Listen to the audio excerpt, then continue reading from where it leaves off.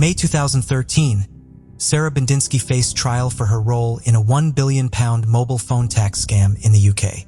She was part of a group of 18 criminals who bought cell phones without paying VAT, value-added tax, and sold them without paying taxes.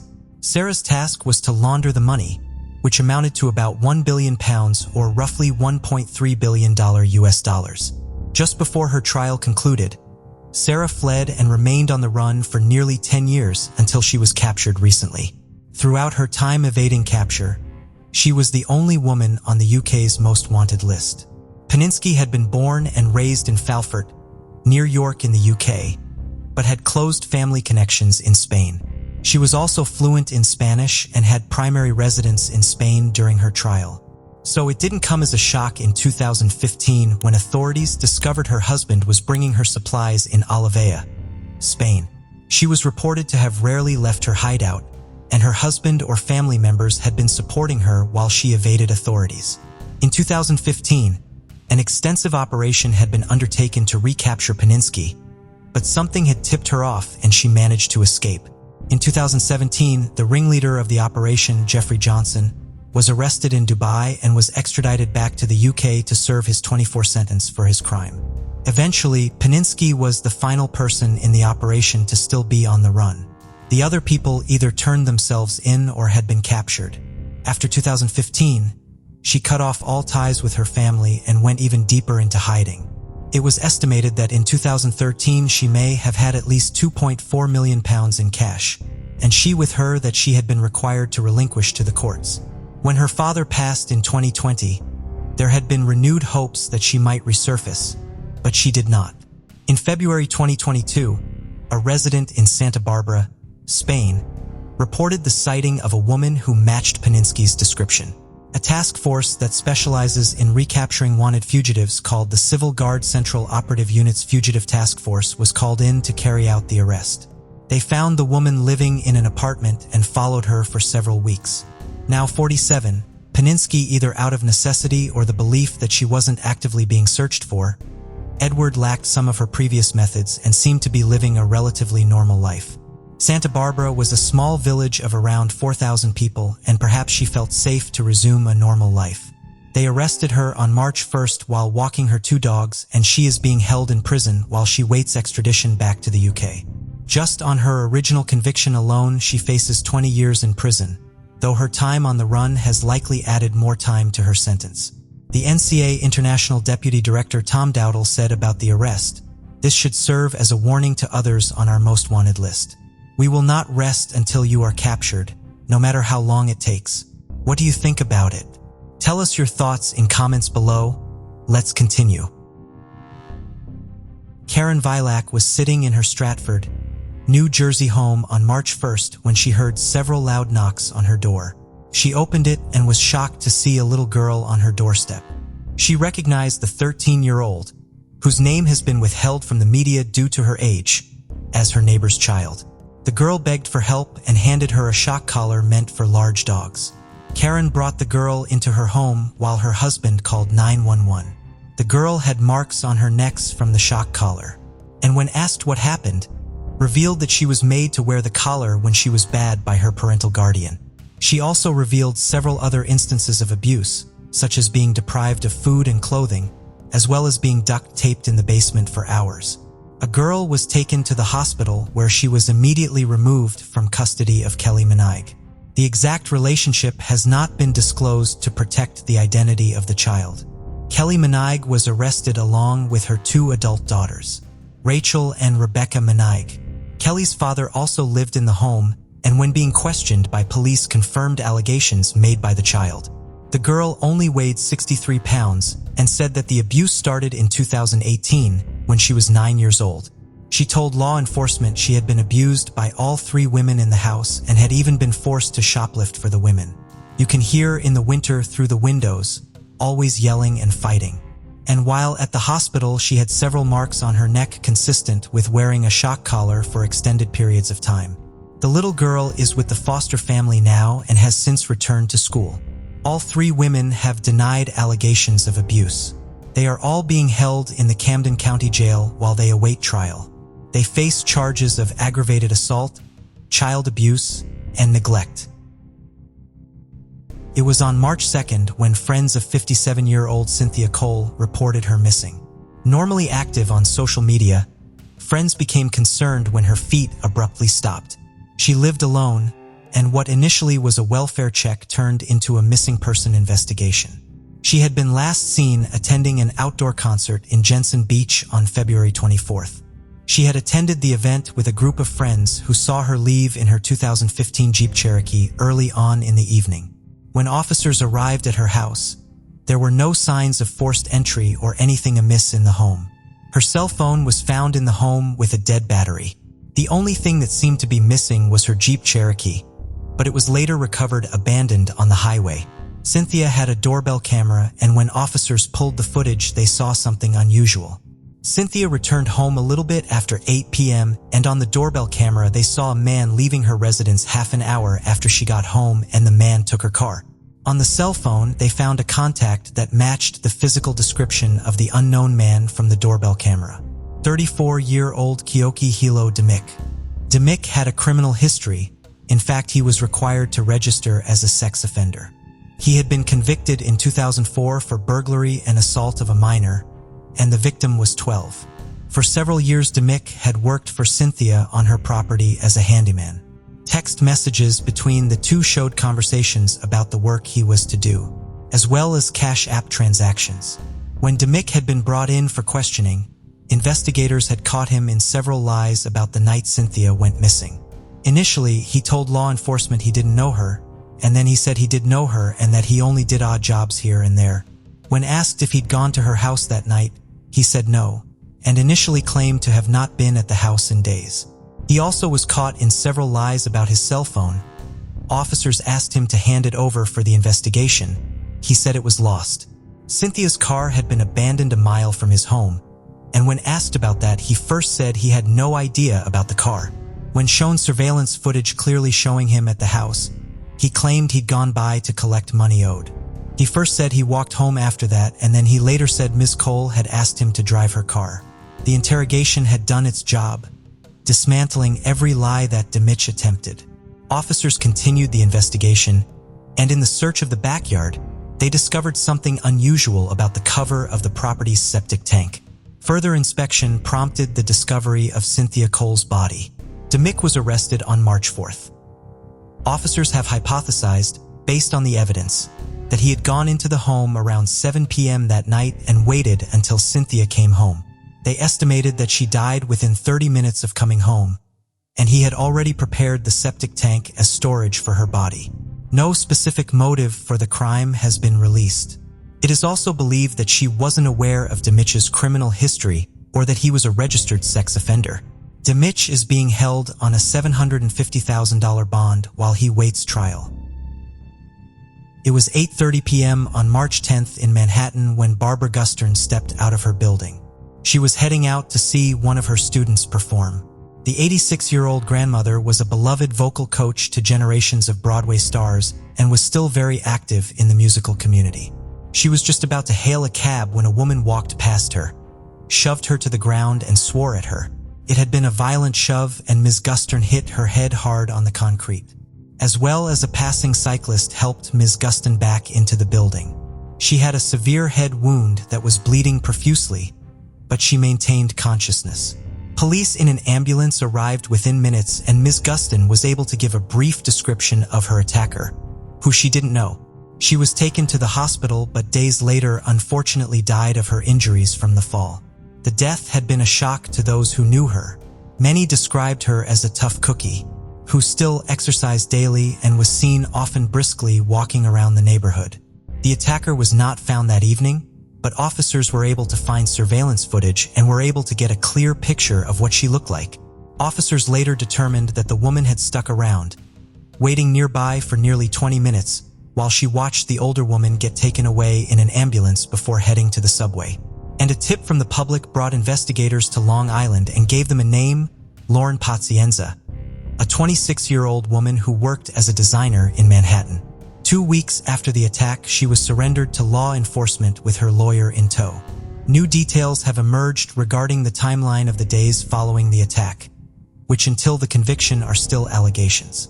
After the attack, Lauren stuck around nearby and waited until after the ambulance left.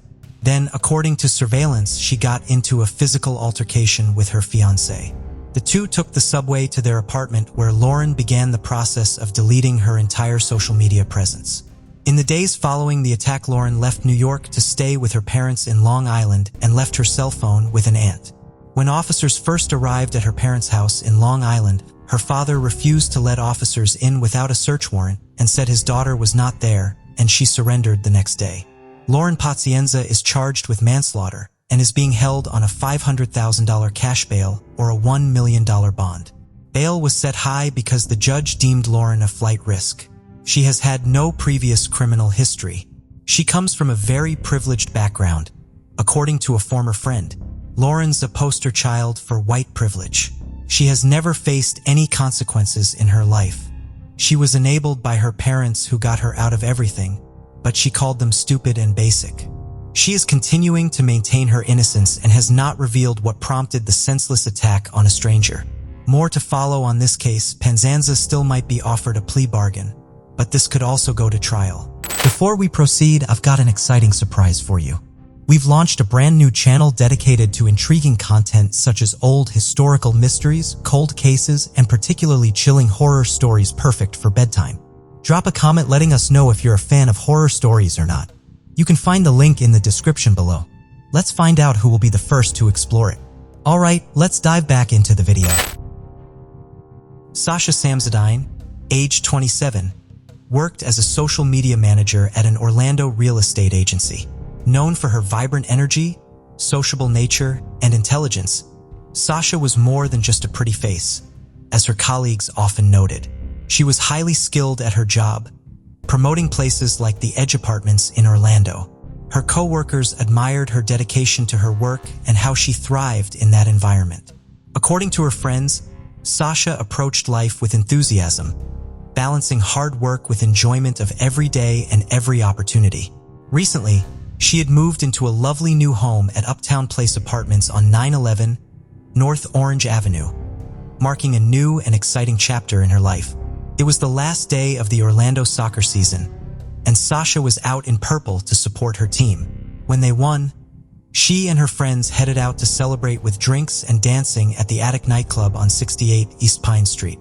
At around midnight, Sasha decided it was time to leave Attic. She told one of her friends, Anthony, that she was heading off. Anthony said as friends they would all frequently separate and meet back up later at another bar or club. So with this, everyone carried on enjoying their evening and went their separate ways. She and Anthony had made plans to meet up for breakfast the next morning, but he ordered and ate alone. Sasha didn't show up and wasn't replying to Anthony's texts. He assumed that she was simply hungover and sleeping it off. But hours passed, and with still nothing from Sasha, Anthony became concerned. Sasha was always active on her phone and social media, and something just wasn't sitting right with him. He reached out to two of the friends, and they both agreed to go with him to Sasha's apartment. When they pulled into the parking lot, they spotted Sasha's car. In the back seat was a gift that she was supposed to be taking to a baby shower that day. They banged on apartment 345, but got no response. Anthony phoned 911. Police in the building's security entered her third-floor apartment at 8 p.m. that night to do a welfare check. The apartment was still locked, and there were no signs of a forced entry. Everything was silent, and nothing in the kitchen or lounge area appeared to be disturbed. But in Sasha's bedroom, officers saw some hair coming out from under the duvet, and a hand hanging off the edge of the bed. They had found Sasha Samsudine. She had been raped and strangled to death. She had strangle marks around her neck, and she had been beaten too. She had defensive wounds to her arms and abrasions that were consistent with someone restraining her. Her necklace had been snatched off, and it was caught in her hair. Her shirt and bra had been ripped open, and her underwear had been forcibly removed, which had left abrasions on her body. Friends, family, and coworkers had absolutely no idea who would have ever wanted to hurt Sasha, and no one could offer up any names of potential suspects to the police. Sasha's purse, phone, and key fob to the building were all missing, and the bedroom smelled strongly of cleaning products. There were some discolored patches on the bedsheets that looked as if they had been caused by bleach. The cupboard where Sasha kept all of her cleaning supplies had the doors wide open. Police noted that the toilet seat had been left up, something which didn't seem impossible but definitely unusual seeing as Sasha lived alone. After this, they found a condom wrapper near the bed and the imprint of a shoe. After swabbing the underneath of the toilet seat, they found 2 fingerprints. They also swabbed Sasha's body for any DNA. While performing the autopsy, the medical examiner said he had never seen an internal neck fracture as severe as Sasha's. As well as the 15 cameras from around the building, Uptown Place had on-site security. Stephen Duxbury had been a security guard there for about 5 months, and he had seen Sasha coming home that morning. He told police he didn't actually let her in, as she had no ID and no keys to the building. She got in through another resident that opened the door for her. Stephen then went looking for her in the building, and when he finally found her, she was trying and failing to input the code to get into her apartment. Sasha asked him if he could walk her to her car to see if her keys were in there. But as the pair got outside, she said she suddenly remembered the code and ran back in. But when he returned a little while after, she was gone. But later on, Stephen said he saw Sasha in the building again. This time, she was with a man he hadn't seen around before. Police needed to find out who this mystery man was, and fast. Looking at Sasha's movements from that night, from the attic nightclub where she left her friends, it was around a half-an-hour walk away to get to her apartment building. Although it was a very busy night in town, police managed to spot her on several cameras. She was wearing white jeans and a purple top and stood out quite clearly. Another camera from down the street showed her again. This time she was walking with 2 people. Police used this footage to issue a press release, hoping whoever was with her would come forward, and to their relief, they did. 2 women said they had seen Sasha downtown that night and could tell she was intoxicated. Sasha had no ID on her and no phone. The women said they were concerned for her safety and decided to get an Uber with her and drop her home. As soon as the Uber stopped at some traffic lights, Sasha darted out, pointing to Uptown Place, saying that was where she lived. The women waited as she tried to enter the building, but because she didn't have her key fob, she was unsuccessful. Before long, security guard Stephen approached the 3 women. He told them he couldn't let anyone into the building without identification or proof that they were a resident. The women told him how concerned they were for her, and asked how she would stay safe if he wouldn't let her in. As they continued to talk, another resident of the building opened the door and let Sasha inside. Stephen carried on talking to the other women for a while, before eventually heading back into the building to see where Sasha was. Everyone's story matched up, and police still needed footage and witnesses from inside Uptown Place. Sasha's iPad was found in her apartment, and as it shared some data with her iPhone, police were able to look at her messages. A text had been sent to a man named Ben who had previously dated Sasha. He was supposed to be seeing her that weekend. They had been texting during the night, and Ben asked her if she wanted to meet him at another party. But several hours later at 5:12 a.m., Sasha sent him a text message simply saying, "Ben." This appeared to be the last activity on her devices.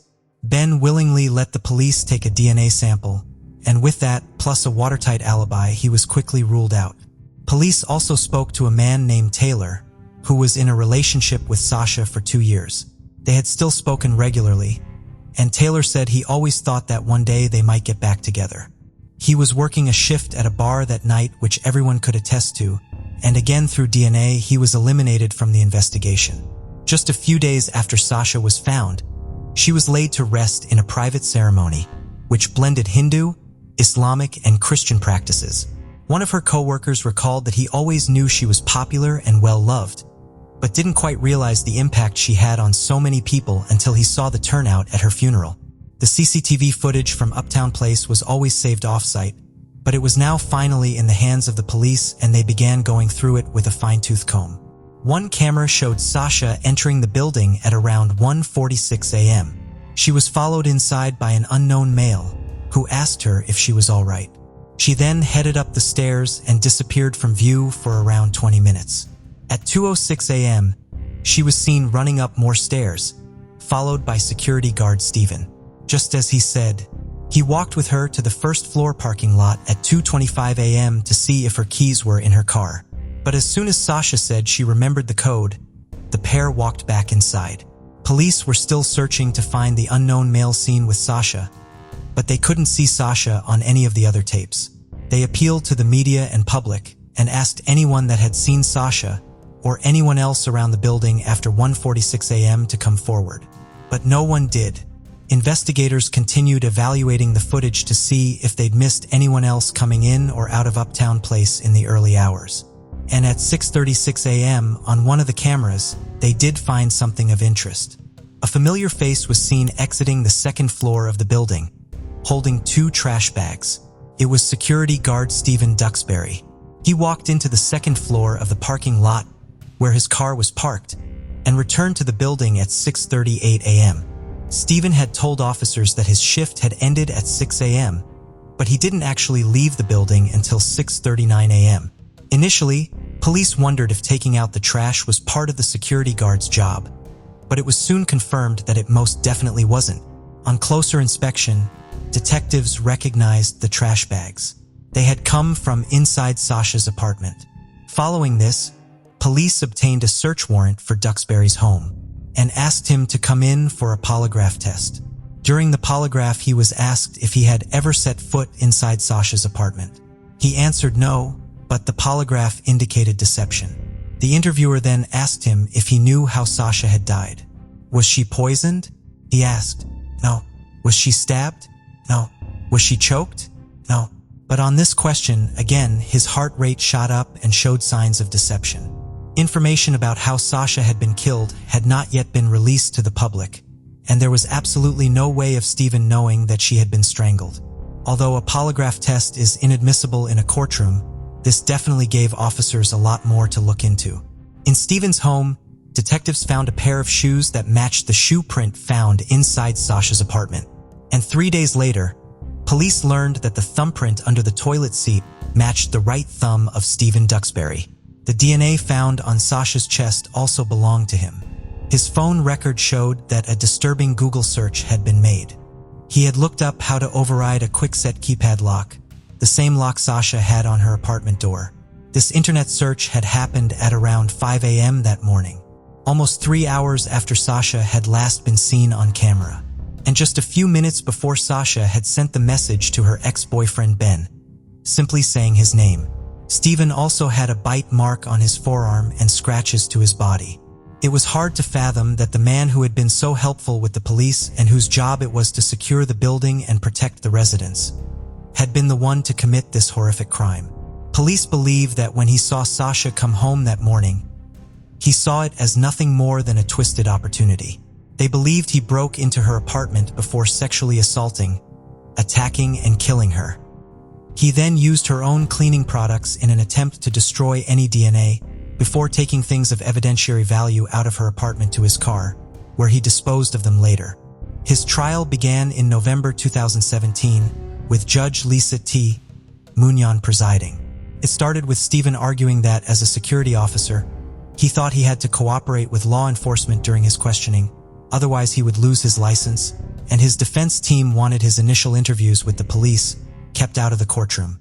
Duxbury's attorney Aaron Delgado argued that the investigation left too many unanswered questions.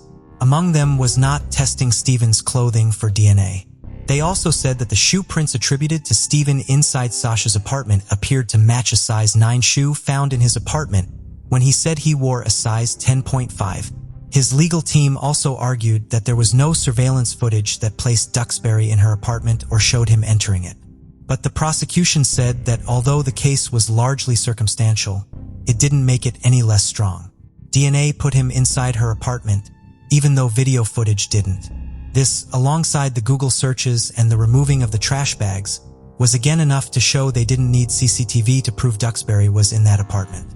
When asked about the abrasions to her inner thigh area and lower body, the medical examiner said that it was definitely a possibility. The marks could have been made by a utility or security belt during intercourse. The defense even made the suggestion that another person could have broken in and committed the murder after Sasha and Stephen had consensual sex. But prosecutor William J. simply said, "Her body doesn't tell lies." The scene doesn't tell lies. Following a 7-day trial and just 4 hours of deliberations, Stephen Duxbury was handed a life sentence without the possibility of parole for the murder of Sasha Samsonen. He was sentenced to a further 15 years for attempted sexual battery with a deadly weapon or force and burglary with assault or battery. Circuit Judge Lisa T. Munyan ordered the sentences should run consecutively. Stephen declined to speak when the judge gave him the opportunity after the verdict. Sasha Samsonen's parents both expressed their sympathy for Duxbury's mother, who sat through the trial in the back row of the courtroom. They acknowledged that his parents had now lost their child too. Sasha's mother Tara also expressed her anger at how the defense team had tried to represent her daughter's character in the courtroom. Tara said, "I won't have birthdays. Her father will never get to walk her down the aisle. I've attended a lot of weddings since then, and every wedding I attend I know we will never have that for my daughter." Sasha Samsonen's family has a pending lawsuit against the apartment complex that employed Stephen Duxbury and the security company Spectrum Brands, which manufactured the lock on Sasha's door. The 102-page lawsuit alleges that the apartment complex and Vital Security, which employed Duxbury, ignored other residents' complaints that they felt harassed by Stephen. The Samsonen's attorney is also trying to convince a judge that the lock on Sasha's, and that's possibly how Stephen got inside. At a hearing, attorney Samantha Duke, representing Spectrum Brands, said there was no way to know for sure because the lock was never collected as evidence by the Orlando police, and it was thrown away by the owner of the unit when a new tenant moved in.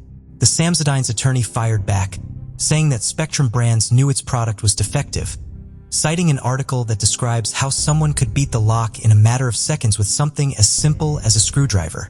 In February 2019, Stephen filed an appeal claiming that the court had made a mistake in denying his motion to suppress his post-Miranda statements and in denying his motion for acquittal on the attempted sexual battery charge. This appeal was denied.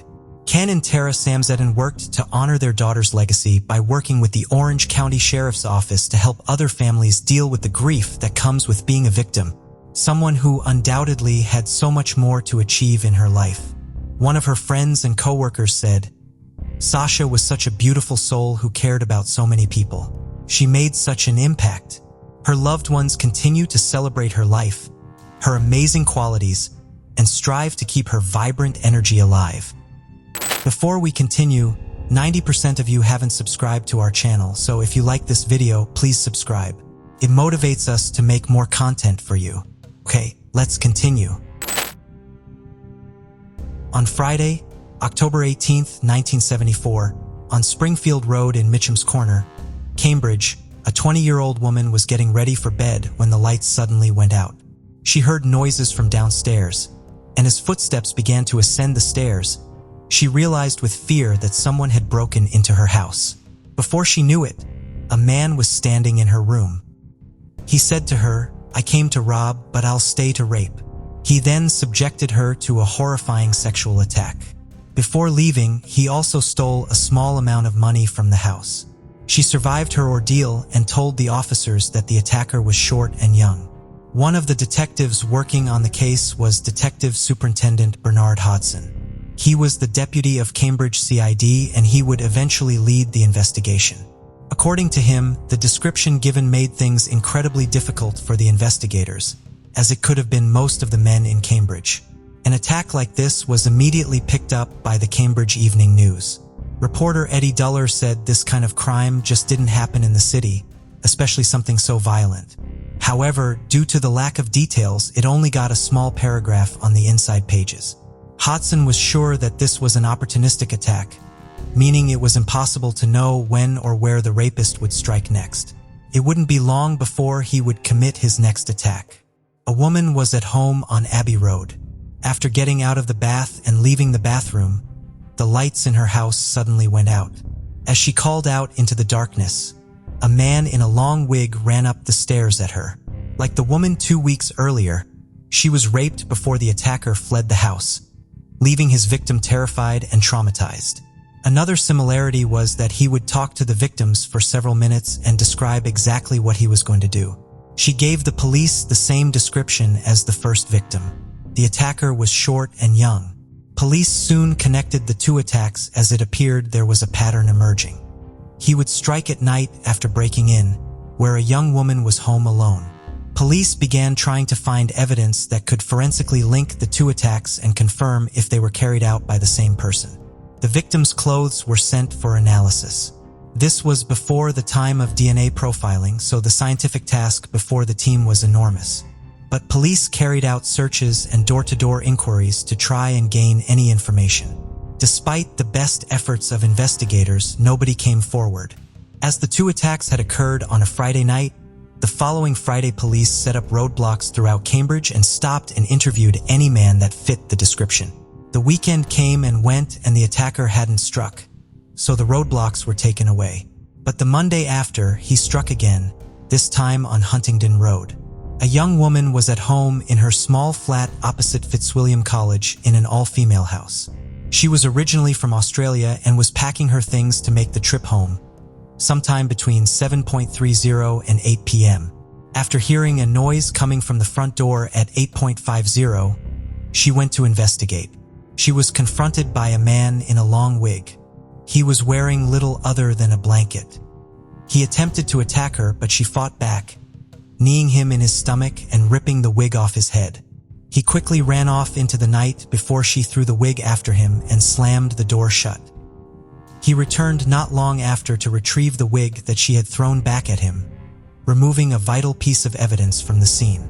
After being alerted, police quickly descended on Huntington Road, but the attacker was long gone.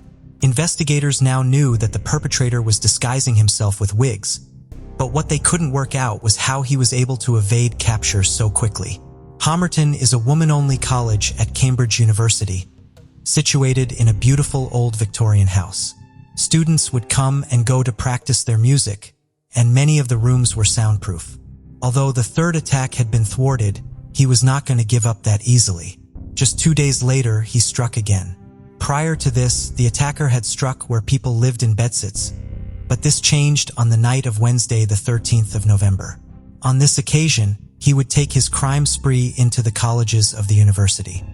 He broke into Homerton and abducted one of the women as she rehearsed in a music room. He used what investigators later believed to be some kind of chloroform or ether to subdue her. He then dragged her out of the house and took her across the grounds. He subjected her to a horrifying sexual assault, and just like all the women before her, she couldn't give an accurate description, nor could she identify him. Police were becoming increasingly worried as he had now used drugs to overpower his victims, meaning his confidence was growing. The women of Cambridge were terrified as he had now upped the ante by breaking into the campus, a place where students ought to have felt safe. I mean, we all work all the way around Cambridge and we sort of collect each other as we come home. And so this is the main thing, we're never on our own, ever. The police needed to make sure that the women in the city were able to protect themselves. So crime prevention officers were on hand to deliver talks, to help women secure their homes and teach them self-defense strategies in case they were attacked. At the time, the supermarket chain Woolworths sold a multifunctional torch that doubled as an alarm. Within an hour of the crime prevention officers giving their talk, the Woolworths store in Cambridge had completely sold out. Within a month, 4 women had been attacked and the police were no closer to catching the culprit. The police also knew that these were not separate attacks. These were committed by one incredibly violent and dangerous offender. Based on the descriptions of the survivors, the police were able to produce a photo fit of the man they were looking for. The incident room at the police station was being staffed 24/7 to take in any tips people had, and everything was noted down. The UK media descended on Cambridge, and the pressure was growing every day for the police. The picturesque city had now become the center of a media firestorm. In a desperate bid to stop further attacks, checkpoints had increased throughout the city, and more police were drafted in to help with the investigation. A month would pass with no attacks, but on the night of Sunday, the 8th of December, in a bedsit on Allstone Road, he struck again. A woman was asleep upstairs when she was awoken by a man in her room. After manhandling her down the stairs, they went past the room of a couple who also lived at the property. They heard the woman protesting and repeatedly saying no, but unfortunately, neither investigated what was going on. He took her out into the garden, where she was tied up and raped. This showed that he was growing in confidence as he had now changed his MO. He normally attacked women who lived on their own, but he had now attacked someone who lived with other people. However, this was also where he had made his first massive mistake. After he left, the victim heard her attacker cycling away. Police now knew that this was how he was evading them. He was using his bike to travel the back streets and alleyways of Cambridge to escape the roadblocks. This also meant he most likely was local to the area and knew it well. As the next week rolled around, there was another attack in Cambridge. He broke into a house located on Victoria Road.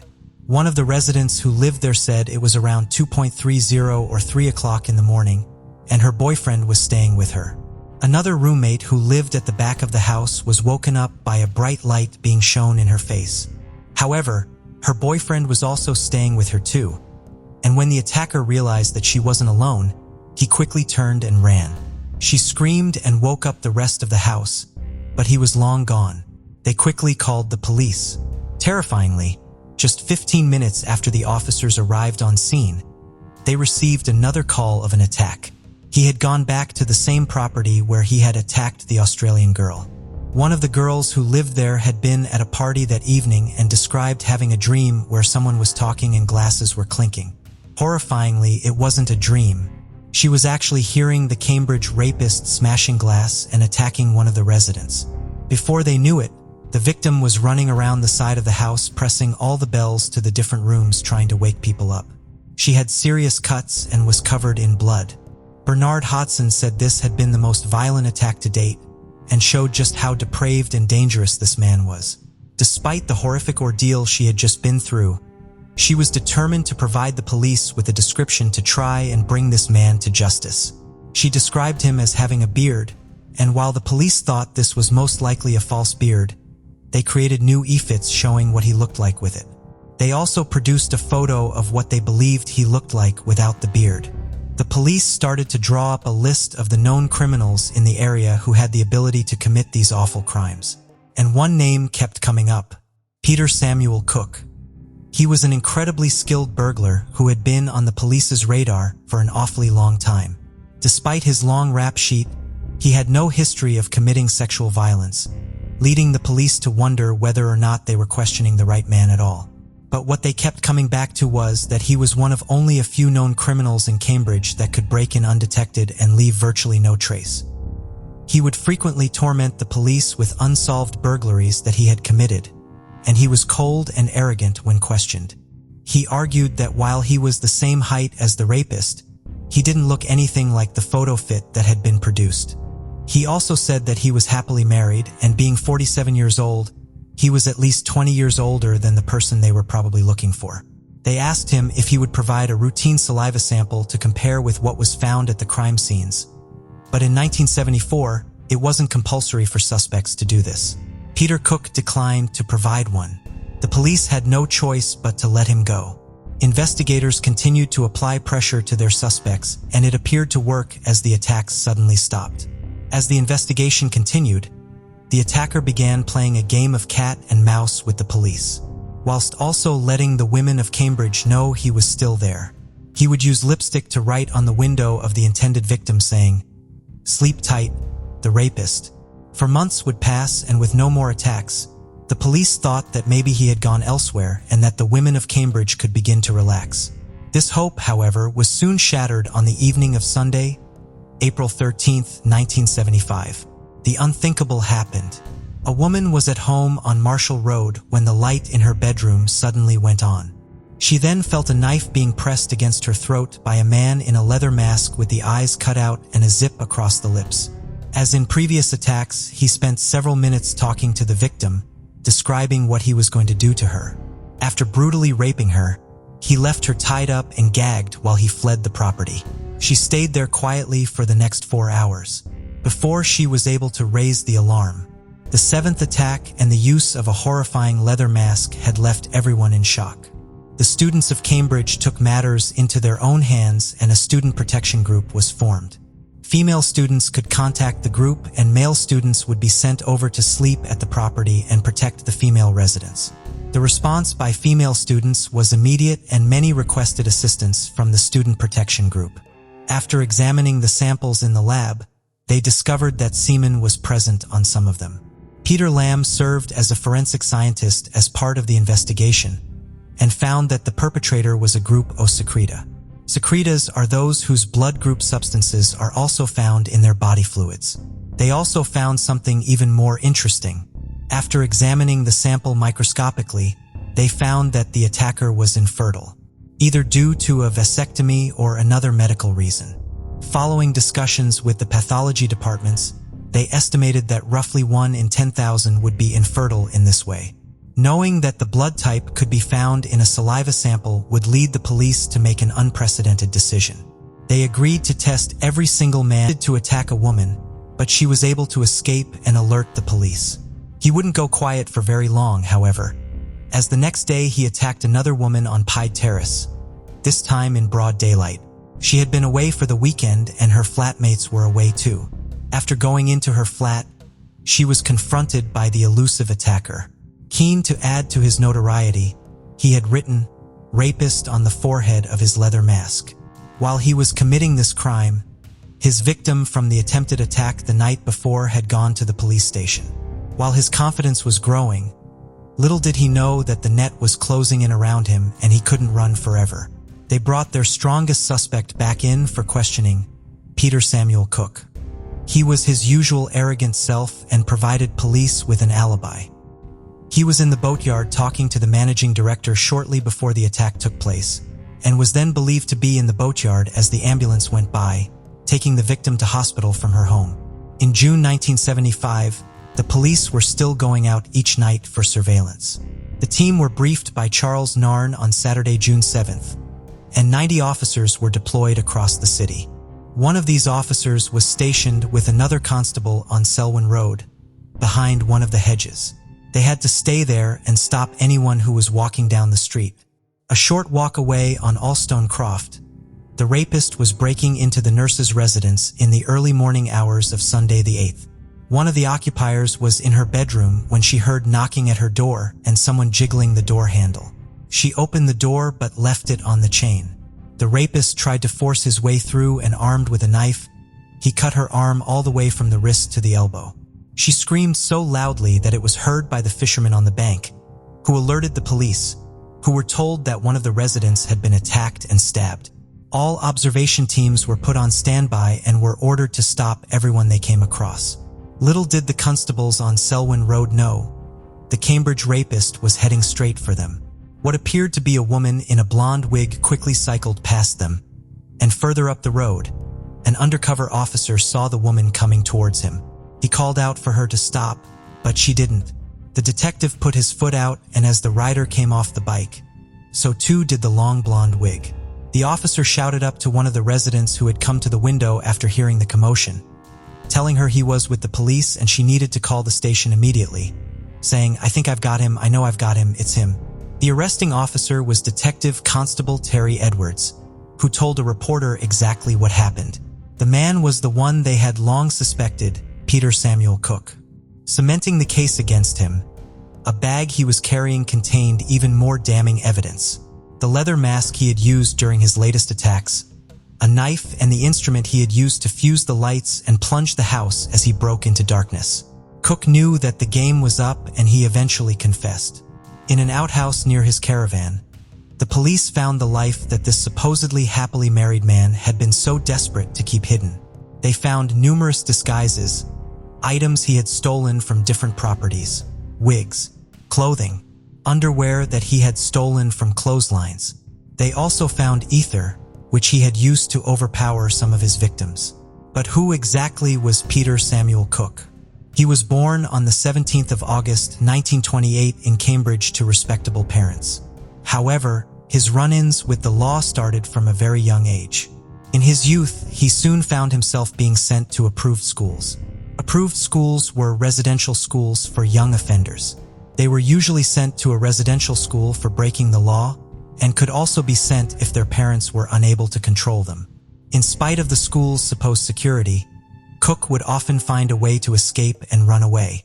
In 1952, whilst on his way to Dartmoor Prison to begin a 5-year sentence for store breaking, he found a way out of his holding cell and went on the run. He had been arrested numerous times for committing burglaries and was frequently in and out of prison and mental health hospitals, including Broadmoor, one of the most notorious high-security psychiatric hospitals in the UK. His continued criminality and ability to evade capture carried on as he moved into adulthood. He was often being sent to prison, but would routinely abscond, subsequently becoming one of the most wanted escapees in the country. He lived in a small village called Hardwick, around 5 miles outside of Cambridge, and worked as a delivery driver for Dolmore's Wine Company. His pride and joy was a seafaring boat named after his wife Margaret. Although having no history of sex offenses, it soon became apparent that he had been stealing women's clothing for a long time. There were rumors that he had been thrown out of the army for dressing as a woman, and his 5-year stretch in Dartmoor was for robbing a woman's clothing store. It was also discovered that Cook had a rare condition leading to an extra female chromosome and subsequently became addicted to violent pornography.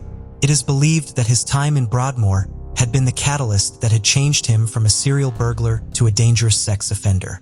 The evidence against him was overwhelming. The following day, he was taken to appear before the magistrate's court, and screaming crowds waited for a glimpse of the man who had terrorized them for so long. He stood silently in the dock with his head down and showed no remorse for any of his actions. One of the magistrates later said he felt he was looking into the eyes of evil, and had he not been stopped, he may well have gone on to kill somebody. At the Crown Court, the horrifying scale of his crimes came to light. He had a collection of keys that could open most of the front doors in Cambridge, allowing him to quietly enter the properties. He had managed to evade the police for so long by planning his next move meticulously. His work as a delivery driver gave him the time to watch the bedsits and know when potential victims would be most vulnerable at home alone.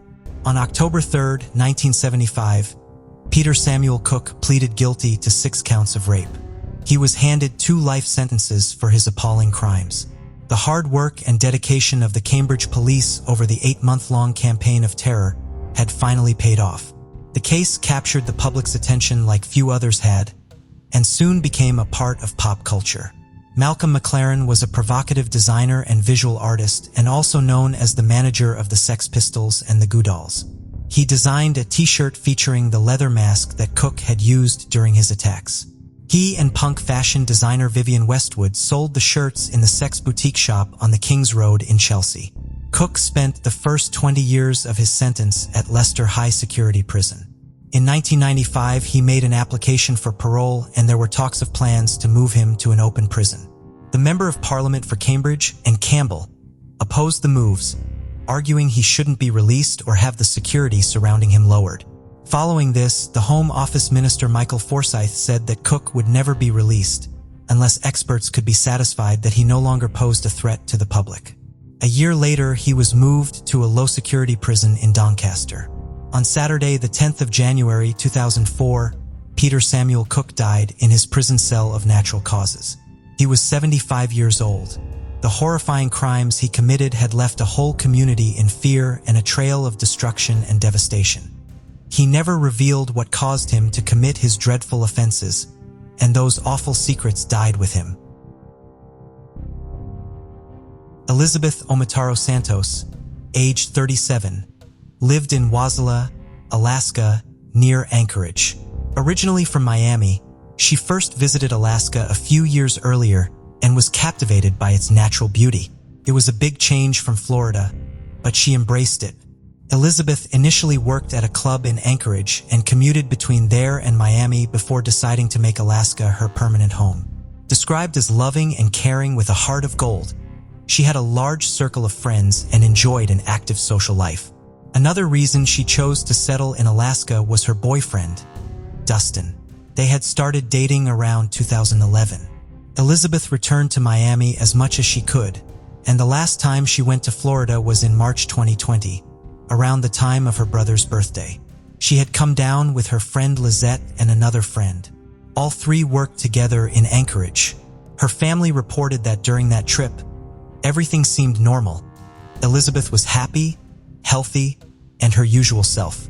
In late July 2020, something had changed. Elizabeth and Destin had broken up. More than one coworker described Elizabeth as upset, but relieved about the situation. One coworker said that she had spoken to Elizabeth about the breakup, and she stated that she believed Elizabeth was scared to go and get her stuff and her dog from their house. On August 3rd, Elizabeth had temporarily moved into Lizette's home to clear her head for a few days following the breakup.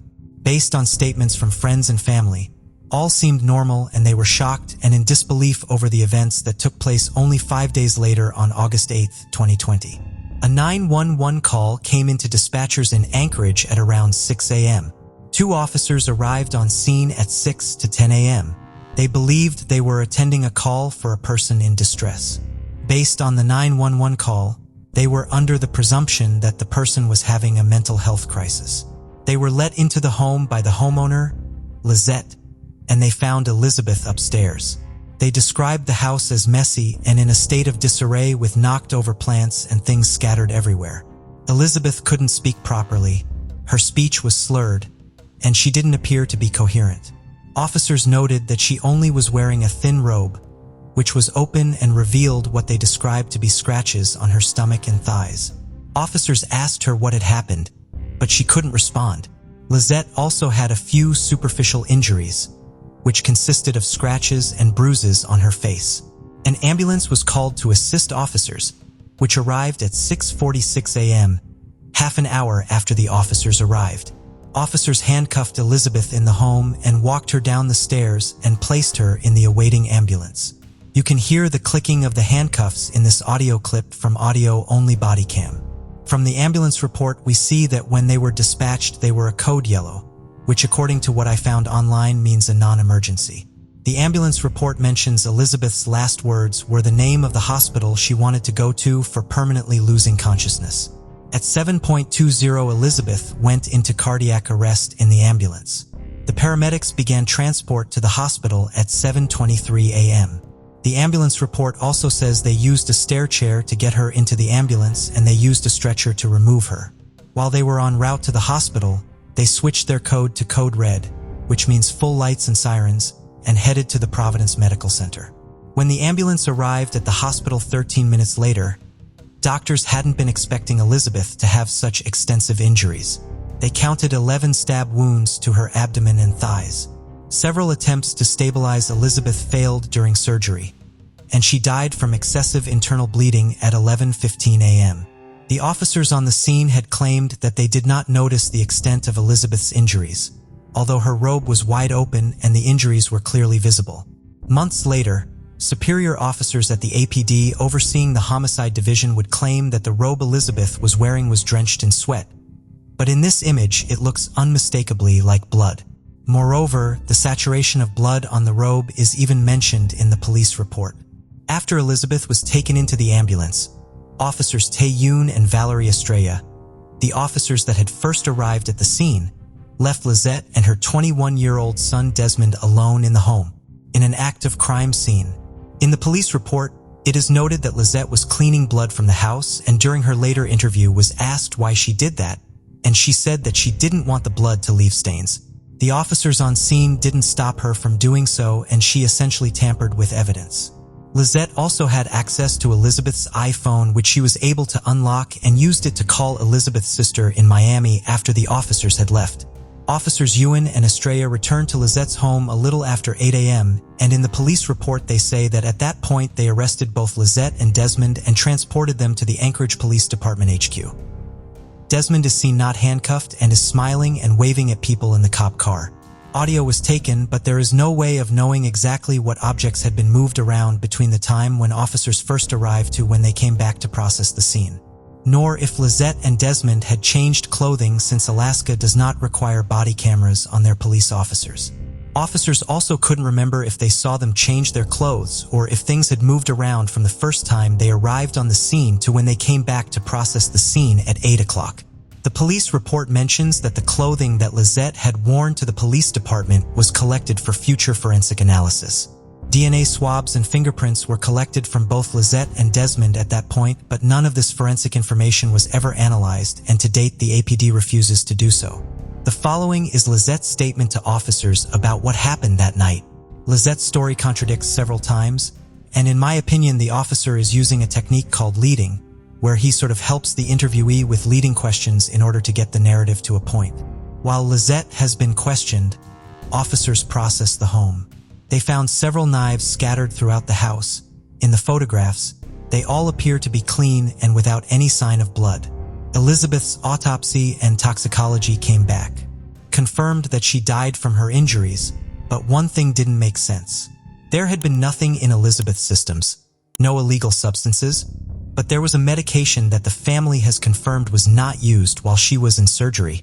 It is used in conjunction with anesthesia as a sedative, and there was a lot of it in Elizabeth's system, which didn't make any sense. Versed was usually only prescribed to people who suffered from epilepsy and used only for emergencies. Otherwise, it is only administered by doctors. If someone took this medication, especially in a large unsupervised dose, it would affect their ability to walk, talk, and would cause low blood pressure and sleepiness. And it would cause someone to stop breathing. All of the symptoms from this drug were consistent with the state Elizabeth was in when officers found her, directly contradicting how Lizette had described Elizabeth acting minutes before officers arrived. Lizette said during the first interview that she had given Elizabeth medication, but kept claiming that she only gave Elizabeth Benadryl and that she watched her take it around 3 a.m. If Elizabeth had taken first aid that night, but there was no way Elizabeth could have been marching around the house, slamming things around, walking, going up and down the stairs, banging on doors 1 minute and being essentially catatonic and covered in stab wounds minutes later. Something isn't adding up about Lizette's rendition of events. All that was found in Elizabeth's system were medications consistent with her prescribed medications and cannabis, which in Alaska is legalized. It also didn't appear that Elizabeth had been drinking that night. We can hear on the 911 call that there wasn't anyone banging on Lizette's door. The only thing you can hear is when Lizette is moving from one room to another and you briefly hear a man's voice, which I think we can safely assume is Desmond. This directly contradicts what Lizette had said during her interview. None of this reported noise could be heard in the background.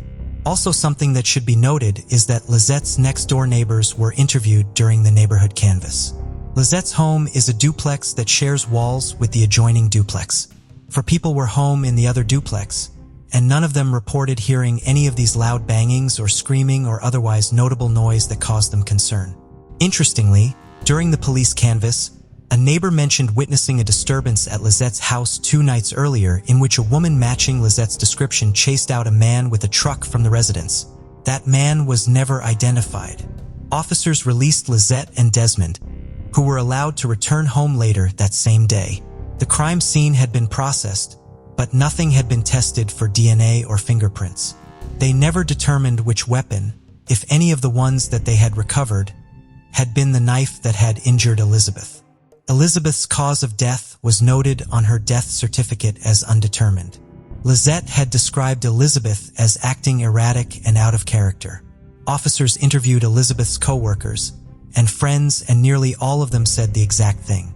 Elizabeth hadn't been acting strangely. They had no reason to believe Elizabeth was in any sort of crisis.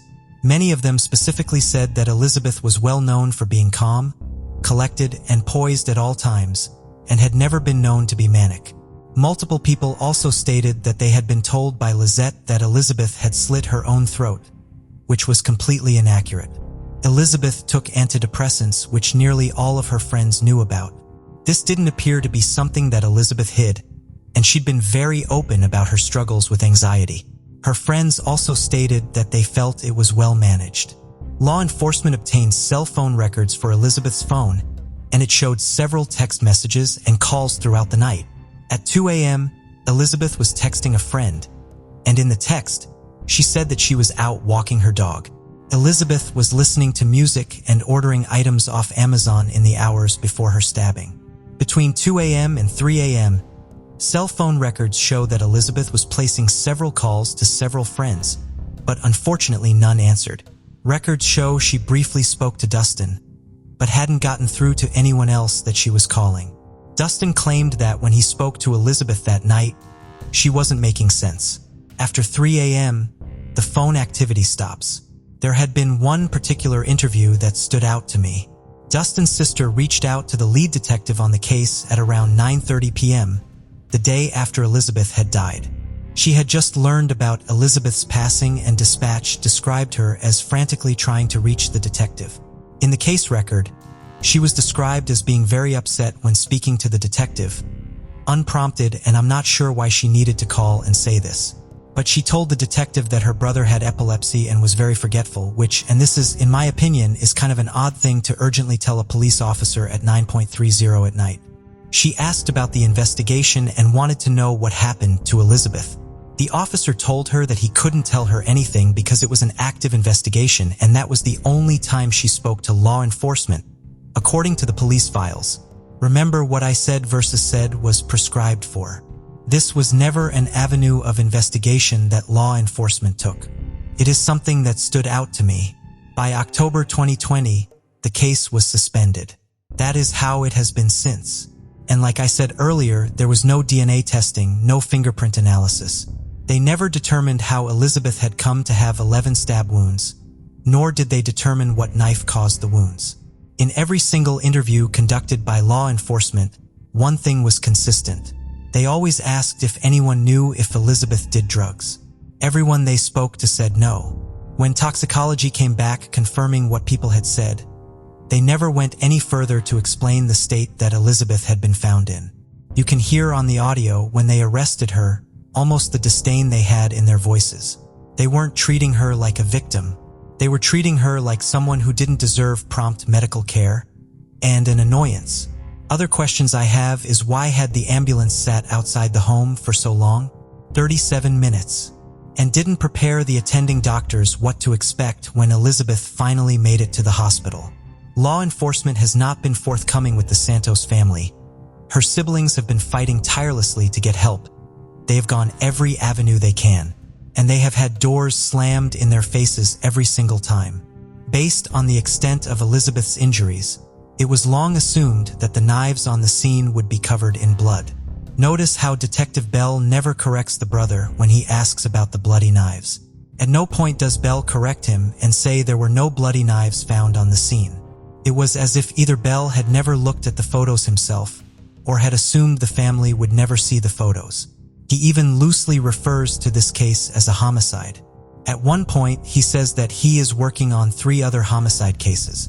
Every reporter and journalist contacted in Alaska has ignored the case, despite them interviewing family members and promising to report it. The only thing published was this short article written the day after Elizabeth died. The family feels that more people might come forward with more information if local news actually reported these strange events, and if people knew the details that had gone on in this case. In my opinion, based on what we see here, it almost looks like law enforcement are just waiting for the clock to tick down, and we are running out of time. The statute of limitations is approaching and is set to expire in August. The family has reached out to several lawyers in Alaska, and they can't find anyone to take Elizabeth's case. The Santos family needs our help getting Elizabeth's face everywhere, getting justice and holding those responsible accountable. To get law enforcement to do more, it has been too long. #Justice for Elizabeth. Natalie Hemming, a 31-year-old mother of 3, resided on Alderney Avenue in Milton Keynes, England, with her partner Paul. Her eldest daughter, Kirsty, was from a previous relationship, and she had 2 more children with Paul, a 6-year-old boy and a 3-year-old girl. Paul and Natalie had been together since 2007. Natalie was known for being loud and outspoken, yet equally kind and caring, as described by her sister Joanne. Her family emphasized that Natalie's children were her top priority, and she was always willing to lend a helping hand to others. Family and friends of Natalie not only didn't believe she'd have left without telling anyone, or left without her children, but they felt that something much darker had happened. They all believed her partner Paul would be at the center of whatever it was. Everyone that knew Natalie told the police that Paul was mentally and physically abusive, controlling, manipulative, and possessive, and had been since the start of the relationship. Just a few months into the pair dating, Paul had become violent. He once drove her to a woods where he beat her and broke her nose. He embarrassed her and talked down to her in front of friends and family, once even spitting in her face in front of everyone. He made her sleep naked on the bedroom floor, and whenever she turned around or tried to get up, he would kick her. Paul had promised to marry Natalie, but called off the wedding 3 times. Natalie went as far as buying her dress, booking the venue and inviting guests, before Paul canceled all the plans without telling her, leaving her absolutely humiliated.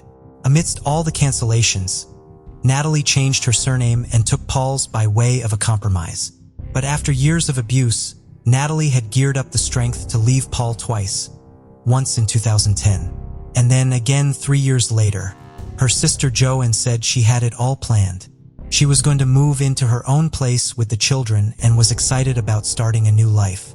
"I'm really going to do it this time," she told us. In 2013, with the relationship getting worse, she took her 3 children and went to live in Yorkshire close to her sister. Over the next few months, Natalie started to rebuild hers and her children's lives and start afresh.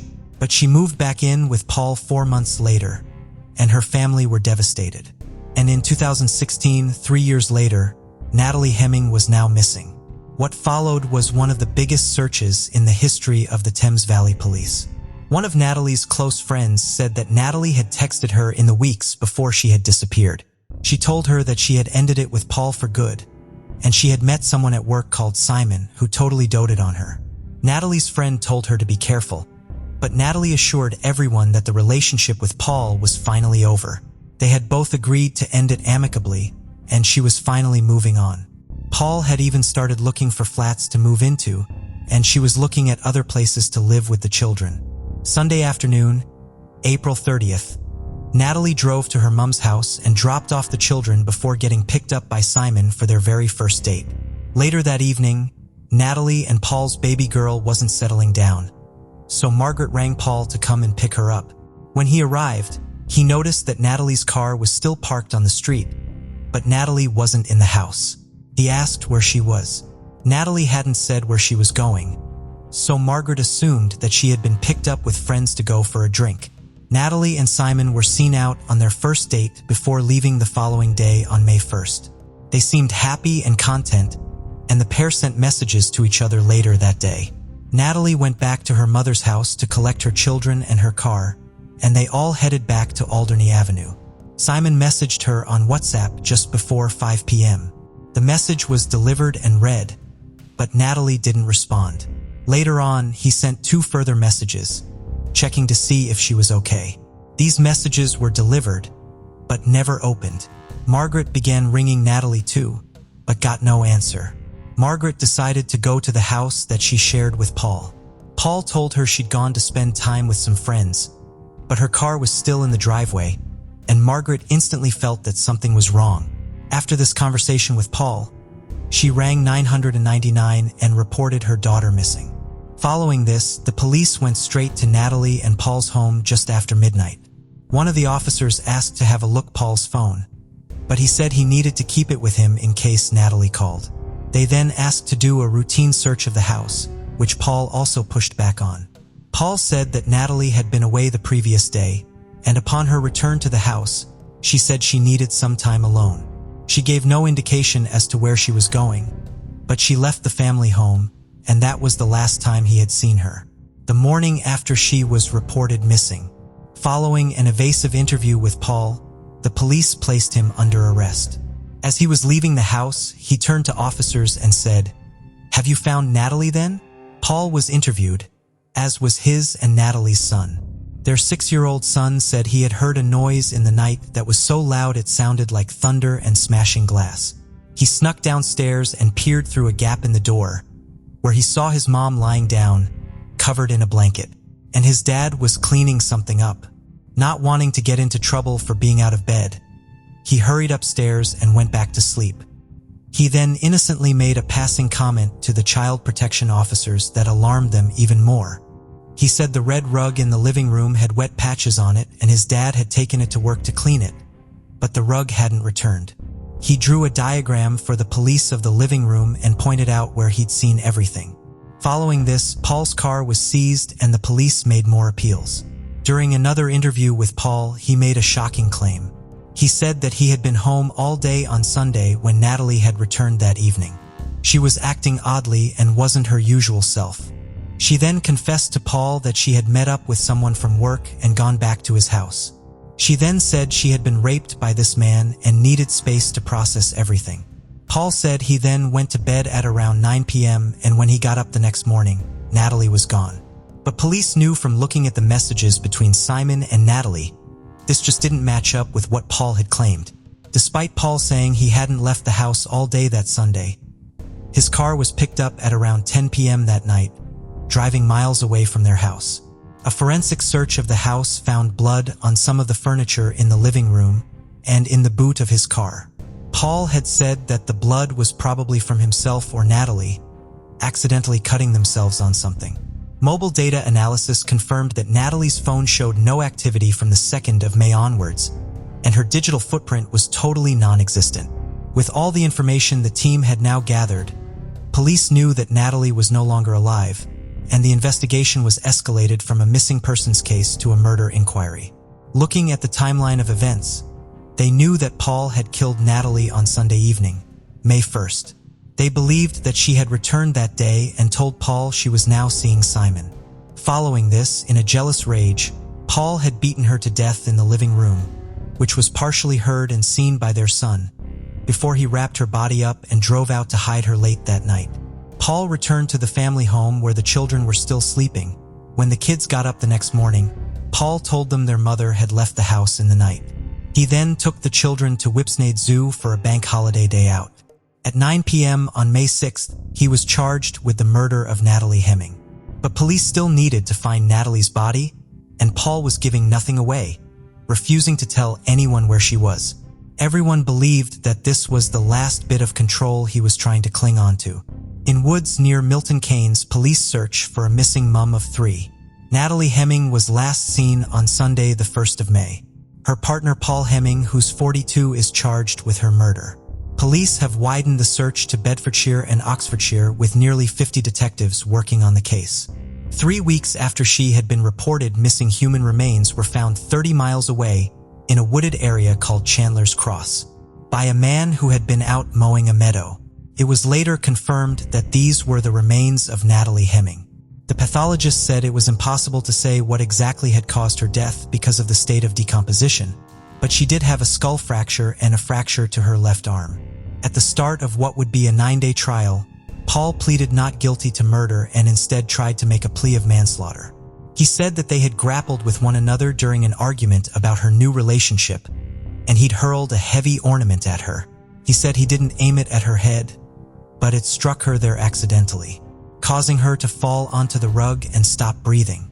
He said he knew she was dead, and then in a state of panic, he set about covering up what he'd done. But the police didn't accept his plea of manslaughter and instead pushed on with the trial to try and obtain a conviction for murder. In November 2016, everyone got what they had been hoping for. A juror unanimously found Paul Hemming guilty for the murder, and he was handed a life sentence with a minimum term of 20 years. Upon his sentencing, officers in the courtroom saw Paul turn to Natalie's mother and sisters and mouth, "I loved every minute." His children have no direct contact with him. Joanne is raising Natalie's 2 girls, and Carrie is raising her son. Joanne is now an ambassador for advocacy after fatal domestic abuse. They support family and friends who have lost a loved one through domestic violence. Kirsty, Natalie's oldest daughter, later spoke out about the brutal way her stepfather had treated her and her siblings. She took part in a documentary called Behind Closed Doors, Through the Eyes of a Child, and she was one of 4 children that bravely spoke out about the domestic abuse they had witnessed or experienced, and the effect of living in such a frightening home.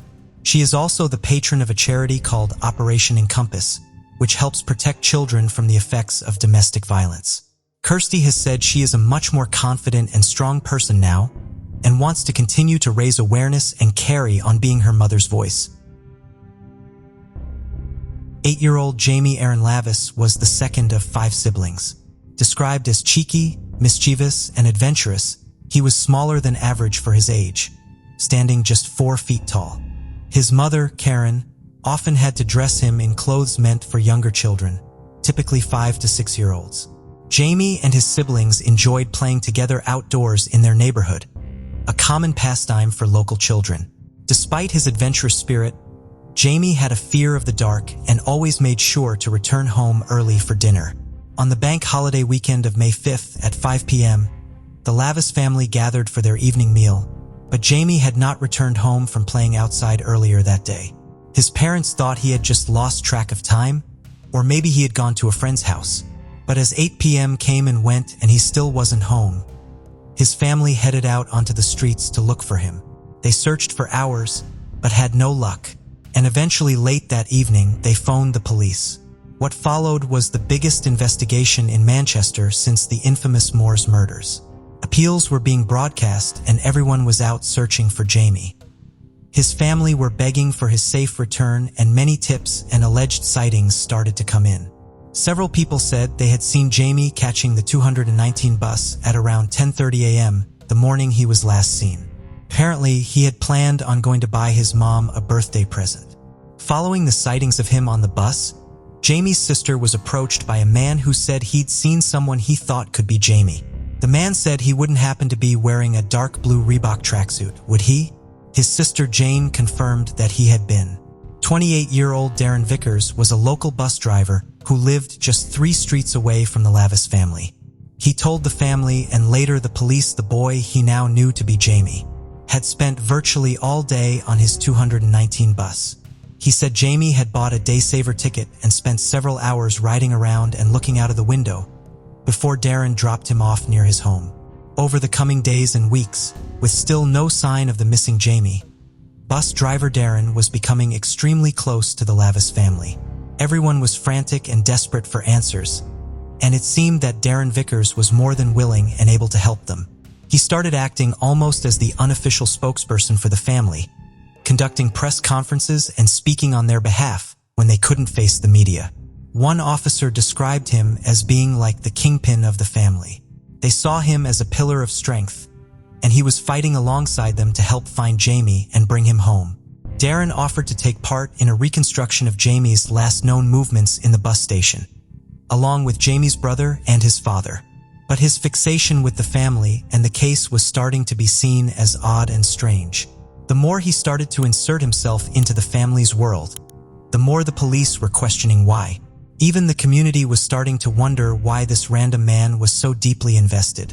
As more time passed, the police started to find his relationship with the Lavers family not only troubling, but downright damaging to the investigation. Sharing facts and updates with the family had become almost impossible because the information would always get back to Darren. One inspector said that Darren had become so involved with the family, the Lavises trusted him more than they did the police. More witnesses on the 219 bus that day were now coming forward, and they were giving a totally different account of the bus journey. Darren's description of Jamie as just another passenger couldn't be further from the truth. Jamie was described as turning the bus into a playground, changing the gears of the bus and giving out tickets to people while standing in the driver's cabin. Terrible, could never dream of it. A young child on the bus like that, just going missing, it's just unbearable to think about. It's just a nightmare for everyone. It's like any child that has a day 7 ticket which you're bored with, it's up to them what they do with it. They pay for the ticket, they can do really what they're pleased with it. Darren had previously said that Jamie had an all-day bus ticket, but this also added more doubt and raised more questions. Children weren't allowed to buy day-saver tickets, and the police started to wonder whether Jamie even had a ticket at all. What the police did know for sure was that Darren was the last known person that admitted to seeing Jamie that day. Police went back to the place where it had all started, the bus station. Hours and hours of footage were analyzed from May 5th, and sure enough, there was Jamie. But the footage also showed Darren Vickers. He could be seen approaching Jamie, ruffling his hair and talking to him for several minutes. Again, this account was very different from what Darren had told the police. At the time Jamie went missing, Darren had only been a bus driver for a mere matter of days. Further investigation into his background led police to look into his work references. All the contacts he had put down were fake, apart from one who turned out to be a convicted pedophile. 3 weeks after Jamie was reported missing, on the 24th of May, officers brought Darren in for questioning. The Lavers family were appalled that he could even be considered a person of interest, let alone a suspect. This was a man they had let into their home, and someone that was spending every waking moment helping them look for their missing boy. Karen, Jamie's mother, said they assumed that the police had drawn a blank and arrested Darren on a whim. "We just got close. It's like one big close family now because we've been out virtually 24 hours a day. All of us involved looking for Jamie." At this point, Darren Vickers was well and truly considered a member of the family, and although the police had their suspicions, they couldn't charge him based on that alone. They needed more, and they had to let him go. The Lavers family waited outside the station for him and threw a party when he was allowed home. They were also upset and angry at the implication that he could have been involved. Darren invited a film crew round to the family home to help clear, "I've got nothing to do with the abduction of James Lavis, and I've got the backing of the Lavis family, relations, everybody." After his house was searched, Darren even moved in with the Lavis family. He then asked Jamie's parents if they would be godparents to the baby he was about to have with his partner. In July, Darren, who was still frequently courting the media, phoned up the local radio station. Numerous listeners started calling in to quiz him on his version of events. Everyone agreed something was very off. As the summer drew to a close, police were now convinced that Jamie Lavis was dead, and that Darren Vickers was behind it. But because Darren was so ingratiated with the family, sharing these thoughts with the Lavises proved impossible, and police had to keep their cards close to their chest. Thanks to some outstanding driving offenses, Darren was arrested and jailed for 10 weeks. This kept him away from the family for a short time while the police moved on with their investigation, trying to find more holes in Darren's stories. On the 14th of October, detectives finally felt they had enough circumstantial evidence to arrest Darren Vickers with the abduction of Jamie, but they still didn't have enough to issue a charge of murder. Jamie's family now had no choice but to accept the reality of what had happened. Darren's fixation with being on or in the media had ultimately tripped him up even more. Some teenagers had recognized his face from the news and went straight to the police with some disturbing stories to tell. They said Darren had tried to lead them into some woods late one night. One of the boys said that Darren had shown him a picture of young Jamie, and then pointed ahead saying, "I think that's him." Darren started walking away, and the teen quickly turned and ran. It was also later revealed that Darren had taken Jamie's older brother, 11-year-old John, into some woods and given him a cigarette. He said to John that this was where his brother was, and if he didn't behave himself, this was where he would end up too. Jamie's sister recalled that he had started showing an unusual interest in John, buying him shoes and a new bike, but he didn't seem to care much for the other children. Following all of these accounts, police began an extensive and meticulous search of the wooded area. In the same location the teens described, half a mile away from the path, officers found some tarpaulin which were covering some clothes. Clothes that matched what Jamie had been wearing on the day he had disappeared. The clothes were taken back to the station, and as they were all laid out to be forensically examined, police found a small jawbone wrapped up in the clothing. More human remains were found scattered throughout the woods, but most of the bones were never found. DNA testing of some milk teeth confirmed these were the remains of Jamie Lavis. Due to decomposition, the cause of death could not be officially determined. Darren was arrested and charged with the abduction and murder of Jamie. Police believe that at the end of his shift that day, Darren took Jamie into the woods in his own car, where he sexually assaulted, killed, and dismembered him. He then set about involving himself with the Lavis family, partly to keep the suspicion off himself, and partly because he had a morbid fascination with the case. He even started to use a scanner to monitor police radio calls, and would turn up at places where Jamie was reported to have been sighted. Darren pled not guilty, and a 7-week trial ensued. During the trial, Darren made the shocking claim that Jamie's father had been the one to kill his own son.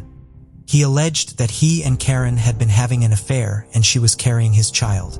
Karen was forced to take a blood test to prove the baby wasn't his. Darren Vickers' twisted manipulation of the Lavis family and the media seemingly knew no bounds. 2 years since the story broke about the missing Jamie, at Manchester Crown Court, Darren Vickers was unanimously found guilty. Mr. Justice Forbes praised the police and also the teens that had come forward with their stories about Darren. The judge awarded them £150 each from public funds. After the guilty verdict came in, Darren asked to talk to Detective Chief Superintendent, he finally admitted to abducting, sexually abusing, and murdering Jamie. However, just days later, he contacted the media and retracted this confession. Darren Vickers was sentenced to life in prison with a minimum term of 25 years. He was eligible for parole 5 years into his sentence, but the police worked hard to ensure that this was denied. It is said that Darren has since gone on to brag about the heinous crime to fellow inmates in jail, detailing the abuse and murder. Roy Rainford believes that the day he was taken into custody, they had stopped a serial killer in the making. In 2014, Darren Vickers was attacked in prison with a hammer, suffering 3 skull fractures and broken bones in his hand. The Lavis family talk about Jamie every day, and his siblings make sure that their children know everything about their uncle. Photos of Jamie cover the walls of the home, and Karen said she feels his presence every day. On January 6, 1982, a severe winter storm battered Colorado. Sheriff Harold Bray from Denver was on a flight to California, hoping to escape the snowy blizzards below. However, his plans took an unexpected turn when he noticed something out of the ordinary through the plane's window. Flashing lights caught his attention, a familiar SOS distress signal. 3 short, 3 long, and 3 short pulses of light. Bray immediately alerted the pilot, who recorded the coordinates and contacted the Federal Aviation Administration, FAA. The FAA dispatched 2 smaller planes to investigate the signal. They were able to quickly find the source of the lights. It was a pickup truck. 2 vehicles equipped to handle the whiteout conditions were sent out. In a string of miraculous events, rescued a man. 30-year-old Alan Phillips had become stranded crossing the Colorado mountain pass. He had been traveling without snow chains and his truck became stuck. He had heard a plane flying overhead and used his headlights to flash the distress signal. He had no idea his plan could work. The plane had been flying over 1,000 feet overhead, but it was 20 below and he had run out of options. He had already come to terms with the likelihood of freezing to death in his vehicle. Phillips was asked by law enforcement why he was out there in the middle of the night during a snowstorm, and he claimed that he'd been caught unexpectedly driving from Bailey, Colorado to his hometown in Georgetown. He said he'd spent the evening at a bar and wasn't thinking clearly. The rescue made national headlines, both in applauding Bray's heroic catch, as well as a cautionary tale to remind people to prepare their vehicles for appropriate weather. Phillips was dropped off at home after a long conversation about winter safety, and no one thought much more about it after that. On January 7th, only a day after the Alan Phillips rescue, a grisly discovery was made. The body of a young woman was discovered off of Highway 9 near an overpass at the summit of Hosier Pass. The woman, later identified as Barbara Bobby Jo Oberholzer, had been reported missing by her husband Jeff the previous evening. Bobby Jo had called him after work that evening and let him know that she was going to be home late. A couple of people from work had invited her for drinks and she was going to stay out for a bit. She said she had intended to hitchhike home. This was common in Breckenridge. It was a ski resort town and it was common for people to hitchhike to and from there to surrounding communities. Bobby Jo and her husband lived in Alma, about 30 minutes away. She and her husband had lived in the area for a few years. He was an appliance repair tech, and she worked as a receptionist. It had been widely regarded as a safe community, and this murder case had been quite a shock to the locals. Bobby Jo had been shot twice in the chest. Her cause of death was blood loss from her injuries. She had been found 20 feet from the highway at the bottom of an embankment. Several belongings from her purse were also located, some as far as 20 miles along the highway headed towards Denver. A set of keys was found near Bobby's body, as well as an orange sock. The keys were determined to belong to Bobby, but what confused investigators was that the sock wasn't. Investigators made no secret of who they thought was responsible for the killing, Jeff Oberholzer. There wasn't any evidence tying him to the crime, but the police found it convenient that Jeff had no alibi as he claimed to have been home asleep. When he woke during the night, he got in his truck and headed to the pub that Bobby had been at. Her friends were surprised to see him and told him that she had left hours earlier around 7:38 o'clock. Jeff went to the police that night to report his wife missing, but officers wouldn't file a missing persons report. The next morning, a resident had called Jeff and said that he'd found his wife's driver's license on his property. Jeff drove over there and picked it up. Jeff got some friends together and they started searching along the highway. It was Jeff that spotted a blue backpack in the snow. They pulled over, and with the backpack, they also found Bobby's glove splattered in blood and several tissues also covered in blood. It was at this point that Jeff was sent home to wait, and the search was put together with locals and law enforcement, and Bobby's body was found. Other evidence collected were shell casings from the presumed murder weapon, one set of footprints that belonged to Bobby, and a plastic cord tied around her wrist. The same day that Bobby Joe's body had been found, law enforcement also received another report of a missing woman.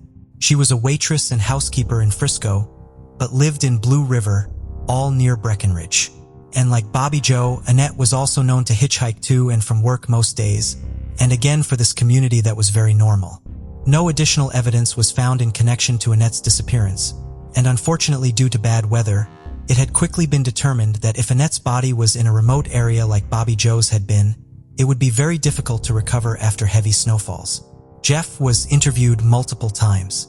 He initially claimed to not know Annette, but later called officers to let him know that he'd met her once. He'd been watching the news and saw more photographs of her and realized he'd given her a ride months before her disappearance.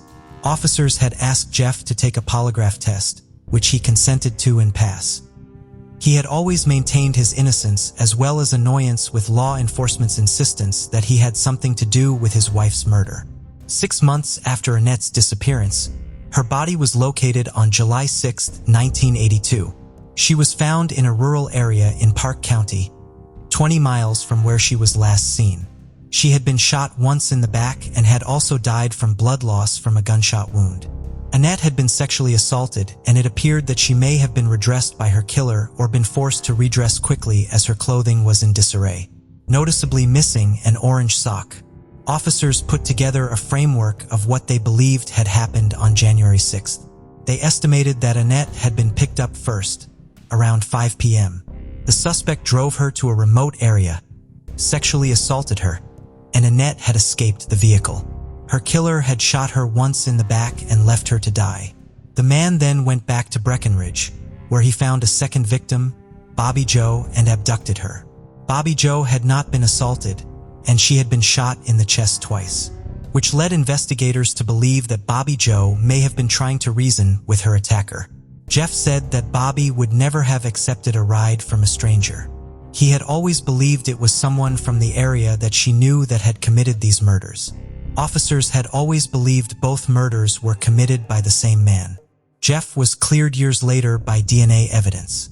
Other suspects had been a cab driver who had assaulted a hitchhiker in 1982, and while in jail he had bragged to a cellmate about committing 2 murders and getting away with it. Another suspect was Henry Lee Lucas. Another serial killer, Tracy Petrelli. All were cleared by DNA. 2 other persons of interest were also cleared by DNA. Was that a woman that had been talking to Annette before her abduction, and a man whose photograph was found in Annette's wallet. Neither were identified or found for questioning. The case eventually went cold. It had been featured in the media several times and was the subject of Unsolved Mysteries in 1991. It had been a case that had been actively worked for decades. They had the killer's DNA both from Annette's body and on the tissues and glove from Bobby's, and what they needed was for technology to catch up. In 2021, the case was put forward by the Colorado Bureau of Investigation for Genetic Genealogy. At the time, it was recognized as a relatively new option for solving cold cases, but it seemed like the only hope to solve this case. And nearly 4 decades after the murders, they had a suspect. On February 24th, Alan Lee Phillips was arrested without incident. The 70-year-old mechanic was picked up in Dumont, Colorado, and arrested for 2 counts of kidnapping, murder, and assault. Phillips had lived in the area his entire life and had likely been known to both women. He is also being investigated on other crimes in the area as officers feel that due to the level of violence involved in the killings, these 2 women would be unlikely to be his only victims. When it was made public that Phillips was the killer, a man involved in the rescue operation that had saved Phillips in 1982 made the connection. That finally gave context as to why Phillips had been out on the Guanella Pass all those years ago. He had become stuck while fleeing the scene of the murder. No one had even put two and two together. In 1982, Phillips had been 31 years old. He had never been a suspect. He went on to marry, have children, and live his life. And I think Annette's sister's statement to the media says it's best. You had 39 years of freedom, and hopefully now it will all be taken away from you. 39 years of freedom too long. Phillips is being held in jail without bond while he waits trial. There have been several delays so far, but it is expected to go forward sometime this year. Christy Lynn Floyd and her sister Kim grew up in foster care. Kim remembers Christy as a kind and quiet girl who loved animals and basketball. As teenagers, they left their foster home to live with their mother on West Gray Street in Richmond, Virginia. By June 1986, Christy had been in Richmond for 2 years, working at a nearby Hardee's. It was there that she met an 18-year-old guy during one of her shifts, and they started dating. The day before Christy disappeared, she and her boyfriend decided to run away together. However, Christy's mother found out and contacted the boyfriend's mother. She threatened to accuse him of statutory rape unless Christy was brought back home. So the next morning, Christy came home. Her sister Kim recalls talking to her that morning as she was running out to get some food. It was the last time she saw her sister. The family filed a missing persons report in Richmond, but according to Kim, the police didn't take her sister's disappearance seriously. Her family submitted her information to America's Most Wanted, put her photo on milk cartons, hired private investigators, and made flyers that they passed out at truck stops. But there was no sign of Christy. 2 months later, on August 7, 1986, workers were unloading trash at the Shoesmith landfill in Chesterfield County, Virginia, when they came across a leg, foot, and torso. They were unable to identify the victim, but suspected it was a white female between 22 and 32 years old. Christy's family was never contacted about the discovery. In 2019, the police sent a portion of the remains to DNA Labs International in Florida, and a DNA profile of the victim was developed. They then sent the profile to Parabon Nanolabs, who were able to use DNA phenotyping to produce a composite image of what the victim could have looked like, which they call a snapshot DNA analysis. That analysis revealed the victim likely had fair or very fair skin, brown or hazel eyes, and brown or black hair. Police revealed she was wearing size 7 or 7.5 shoes, had pink toenail polish on, and a rubber-like bracelet on her ankle. Later on, Kim revealed that Christy regularly wore jelly bracelets on both feet. On March 2, 2020, Detective Chris Humphreys released the snapshot DNA analysis to the public, and he started getting phone calls from across the country almost immediately. One of the first calls he received was from retired Richmond homicide detective Mark Williams, who worked with Christy's family years prior. He recommended Detective Humphreys contact Christy's family to see if it was a match, and he did. Kim's son, Dustin, then used a DNA kit to gather a DNA sample and sent the results to the detectives, and within 24 hours, they were able to confirm a familial match. In March of 2020, the Chesterfield Police Criminal Investigation Division confirmed the remains belonged to Christy, but what happened to her remains a mystery. The police are still seeking information on what happened to Christy and encourage anyone with details to come forward and help bring closure to the family. Unfortunately, the identity of Christy's boyfriend at the time of her disappearance is still unknown, as no one can remember his name, and the initial police report can't be located. In one photo, Christy is pictured with her former boyfriend Chris, who she dated prior to dating the boy she was with at the time of her disappearance. The police and family are looking to find and speak with Chris. He's not considered a suspect at this time, but they believe he may be able to help the investigation. In the summer of 1980, 15-year-old Carrie Patterson and her family moved from Cerritos, California to Fullerton, just under 10 miles away. According to her mother, Crystal, they moved there for Carrie's safety. She said that Carrie was getting bullied at her school by other girls, and it was getting physical. "The only reason we moved is because of her," she said. "It was out of pure worry on my part. I wanted to get her into Sunny Hills High." On June 16, 1980, just 2 weeks after arriving in Fullerton, Carrie went missing. She left home to meet a male friend and a few of his friends from her old neighborhood at Ice Cream Castle, approximately a mile from her house. Afterward, she rode on her friend's bicycle handlebars, and he dropped her off near Parks Junior High School, where they parted ways. The school was only a few short blocks from her home, but she was never seen again. Carrie's parents reported her missing and started distributing missing persons flyers throughout the area. Authorities initially labeled her as a runaway, but her parents knew that wasn't the case.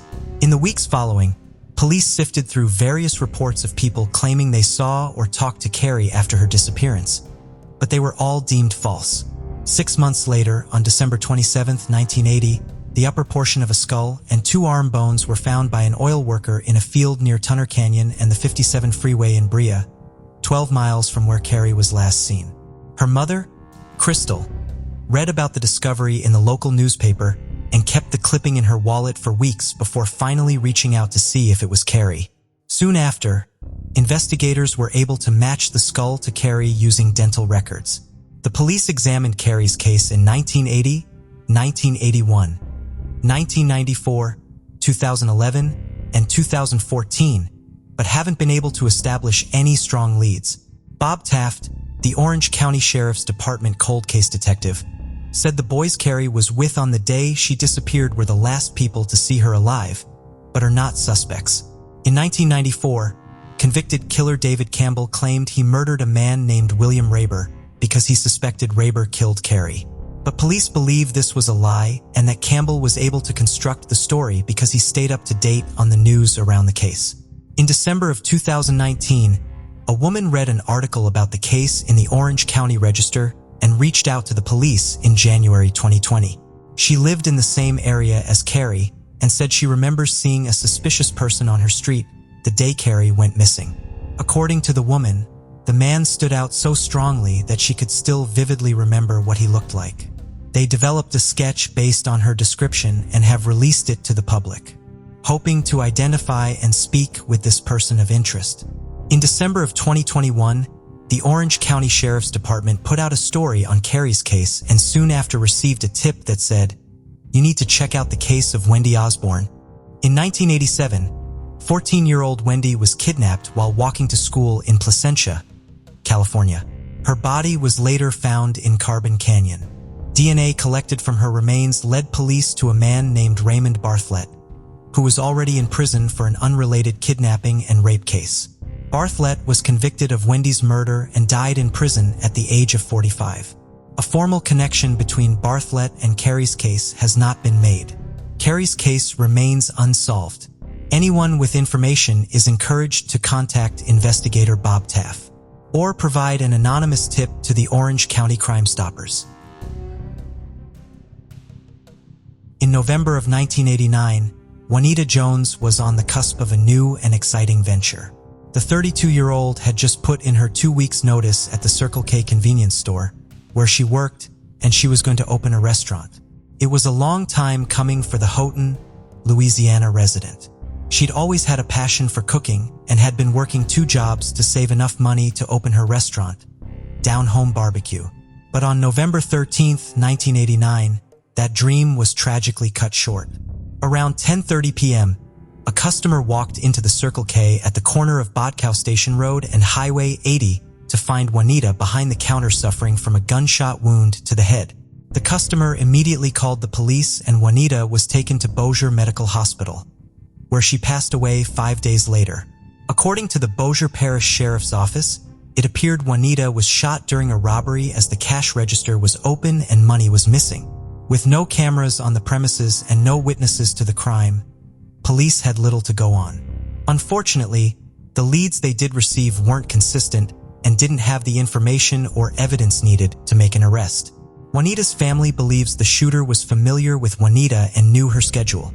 Investigators say the suspect may have ties to the Houghton and Shreveport areas, but they have yet to make an arrest in the case. Juanita's family kept her restaurant open for years after her death as a symbol of their love and respect for her. She is remembered by friends and family as a strong, independent, and driven person. It was 1967 in Syracuse, New York, and summer was coming to a close. Soon, 14-year-old Mary and Marzullo and 13-year-old Jacqueline Saunders would be heading back for another year at Roxborough Road Junior High School. But until then, they would enjoy the rest of their summer break. On Friday, August 11th, the two friends attended the Mattydale Firemen's Field Days in Mattydale, New York. They had planned to walk home and stopped at a market on Main Street in North Syracuse at around 10:30 p.m., where Marian called her family. She said they were running late, but would be home soon.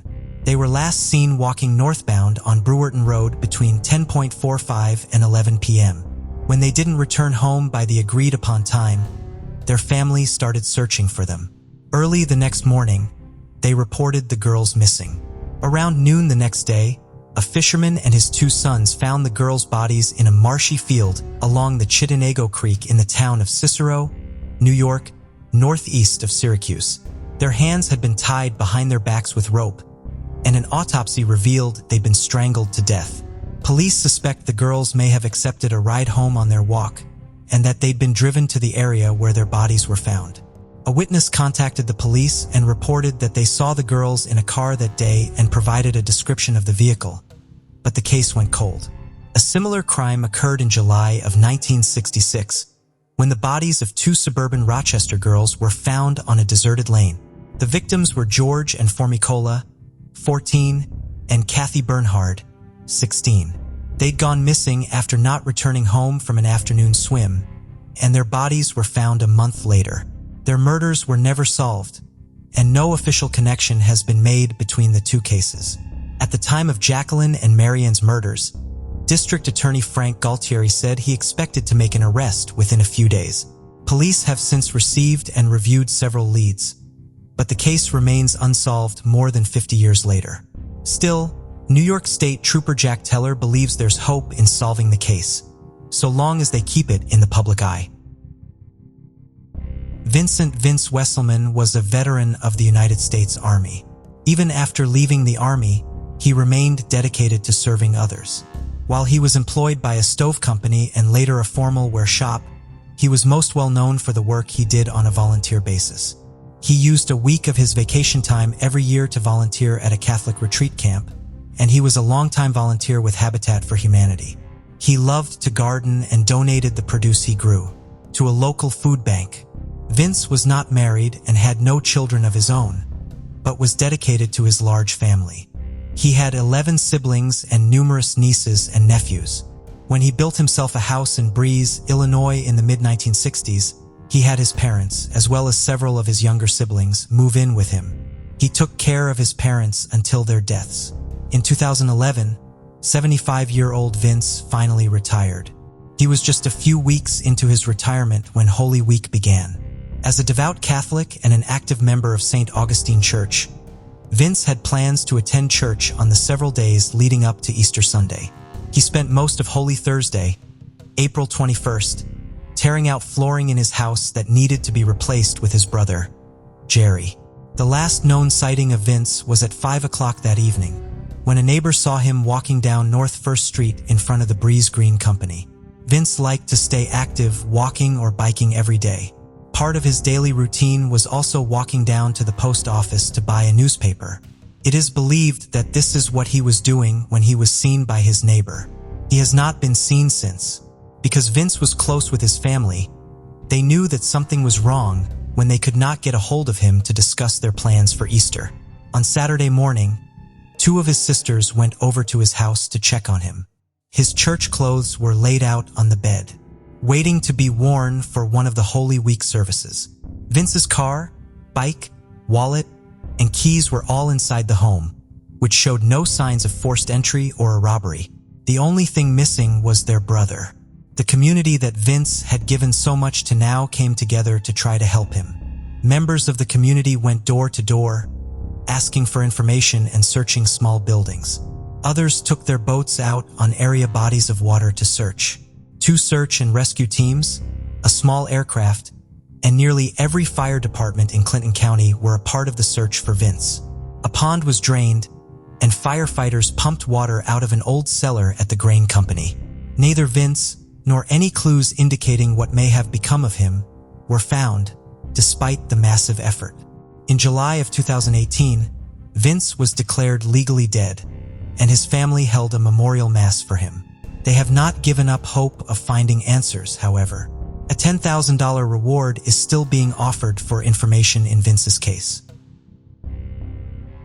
Bill Wasco was a 65-year-old Vietnam War veteran who lived in Marietta, Georgia. He was an avid outdoorsman going on hikes throughout Georgia. He also loved Joshua Tree National Park in California and made a visit there almost every year. On June 23, 2010, Bill flew from Georgia to Los Angeles.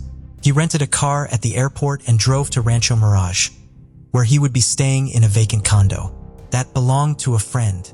The following morning, he drove to the park for his first day of hiking. Bill had left a detailed itinerary of the hikes he planned to make on this trip, not all of which were within Joshua Tree National Park, back in Marietta with his girlfriend, Mary Winston. Mary was concerned about the hike Bill was planning to make on that first day. Bill wanted to hike out to Carey's Castle, an old miner's hut. The site is so unstable and in such a remote location that the National Park Service does not include it on most maps in an effort to keep people from trying to visit it. Bill had reassured Mary while he was still in Georgia, and when he spoke to her on the phone during his drive to the park, that he would be fine during his solo hikes. He made plans with her to call her around 5 p.m. that night, when he estimated he would complete the hike. He was then going to go to dinner at Pappy and Harriet's, a restaurant in nearby Pioneer Town. However, Bill did not call Mary by 5 p.m. that evening. She began calling him, but all of her calls went straight to his voicemail. By the time enough time had passed that she was sure something was wrong, the park's headquarters had closed. It would not be until 8 o'clock the following morning that she would be able to get in contact with a park ranger and alert them to the fact that Bill was missing. Park rangers immediately traveled to the trailhead where Bill would have parked in order to hike out to Carey's Castle. But Bill's rented white Chrysler Sebring was not there, and it appeared as though no vehicles at all had been there in some time. The car would not be found until almost 5 p.m. the following day, when a California Highway Patrol helicopter spotted it parked near the Juniper Flats trailhead, which was a 90-minute drive from the Carey's Castle trailhead. This was a common parking area for hikers who were planning to hike up Quail Mountain. Quail Mountain had been listed on Bill's itinerary for his trip, so the search efforts centered on this location. Search and rescue groups from all across Southern California came out to help look for Bill. Volunteers searched on foot and on horseback, and helicopters and small aircraft scanned the area from above. Dogs were brought in to try to track Bill's scent. Databases and algorithms were applied to the case and the terrain in an effort to refine the search area. A major but confusing clue came from Bill's cell phone records.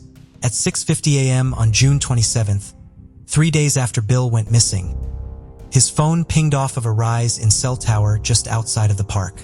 Bill's phone was 10.6 miles from the tower, which was above the town of Yucca Valley to the northwest of the park, when it pinged off of it. However, this location was so far from Quail Mountain that officials doubted that Bill could have reached it on foot in 3 days. Numerous theories about technological or environmental factors that could have skewed the data provided by the cell phone tower have been suggested, but none of them have been confirmed. This ping was the only activity on Bill's cell phone after he entered the park, most likely because of the lack of service in some of the remote areas he was in, or because he turned off his phone to conserve its battery. Despite a meticulous search that seemingly covered every square inch of a massive search area, Bill was not found. The official search was finally called off. On July 5th, while the official search for Bill is long over, unofficial searches for him continue to this day. By 2018, other hikers had cataloged more than 1,000 miles of trails that they had searched for Bill's remains. Despite such extensive efforts, Bill has still not been found. On March 16, 1977, tragedy struck when Richard Backhell, Sr. was killed during an attempted burglary while at home with his children and wife. Our next case takes us to Alameda, a city in Alameda County, California, located in the East Bay region of the Bay Area. The city is primarily located on Alameda Island, but also spans Bay Farm Island and Coast Guard Island, as well as a few other smaller islands in San Francisco Bay. Richard Bashell Sr. was born in 1934 in the United States of America. He was known as a kind man who would do whatever he could to help his friends and even strangers if it was possible. In his teens, he decided to join the military and became a U.S. Marine. He served in the Korean War in the 1950s and was respected as a great soldier and one of the finest of his generation. After his service, he retired from duty and worked as a mechanic and lived on the 2500 block of Lincoln Avenue in Alameda with his wife and 3 sons. He was beloved by his community and his family as a great husband and father and a man who was kind and generous to all he met.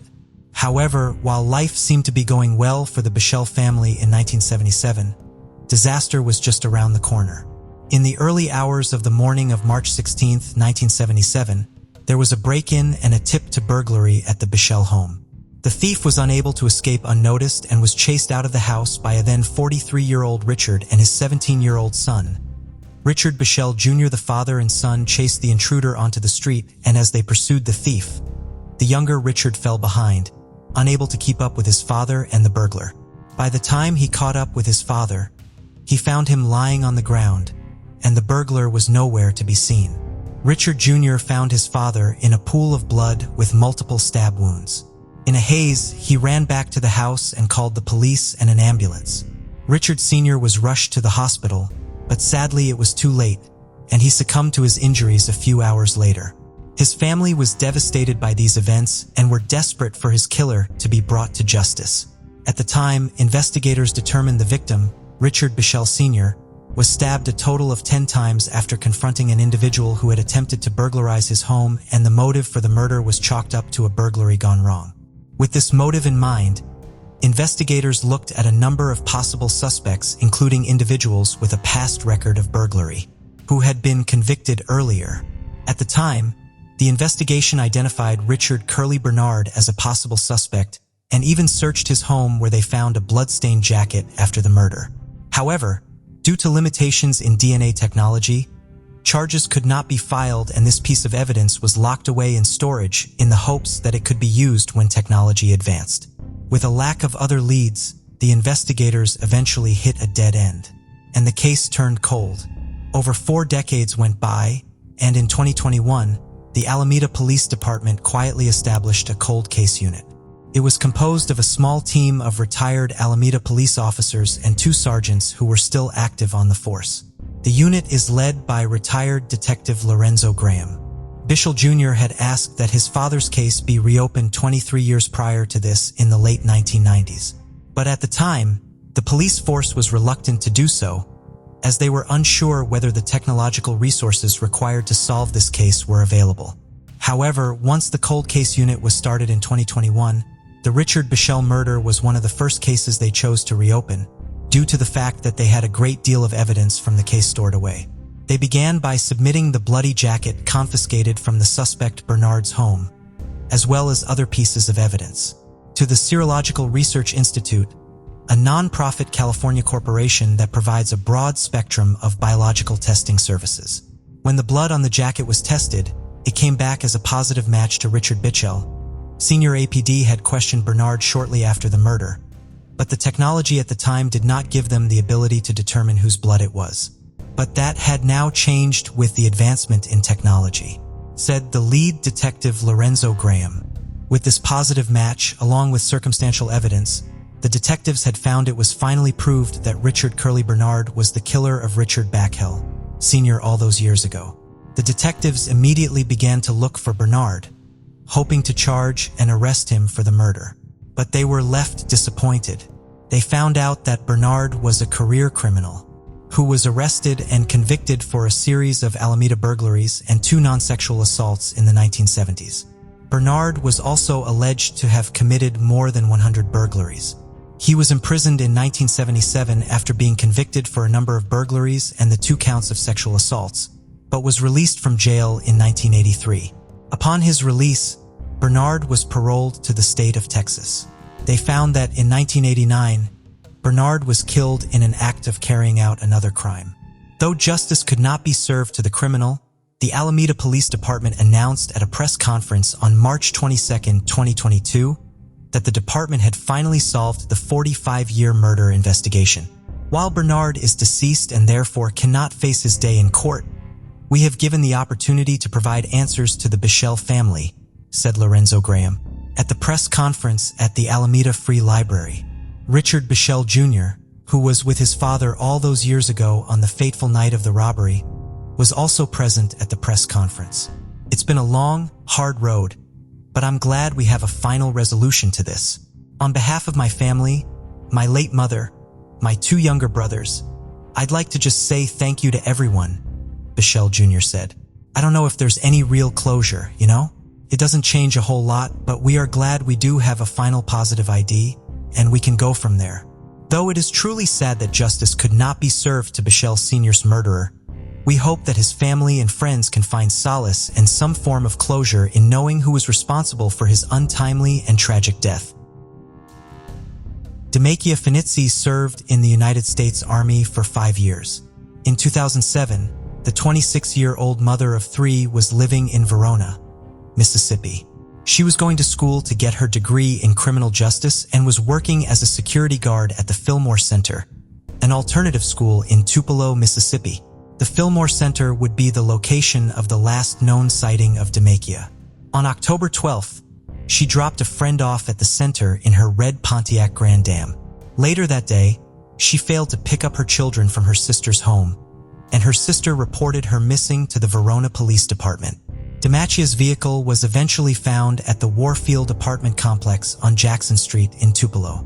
According to witnesses, the car had been driven into the parking lot at a dangerous speed, and an African-American man in a white t-shirt and blue jeans had run from the car after parking it, disappearing behind one of the apartment buildings. J.E.B. Long became the new police chief of Verona in January of 2008. Because Demakia's case had already gone cold by the time he was put in charge of it, he made the decision to turn the case over to the Mississippi Bureau of Investigation in hopes that their more extensive resources would be able to finally move the case forward. In March of 2008, authorities put up a digital billboard with Demakia's picture and case information in hopes of generating new leads, but nothing came of the effort. According to Demakia's family, she would never have abandoned her children. Her disappearance remains unsolved.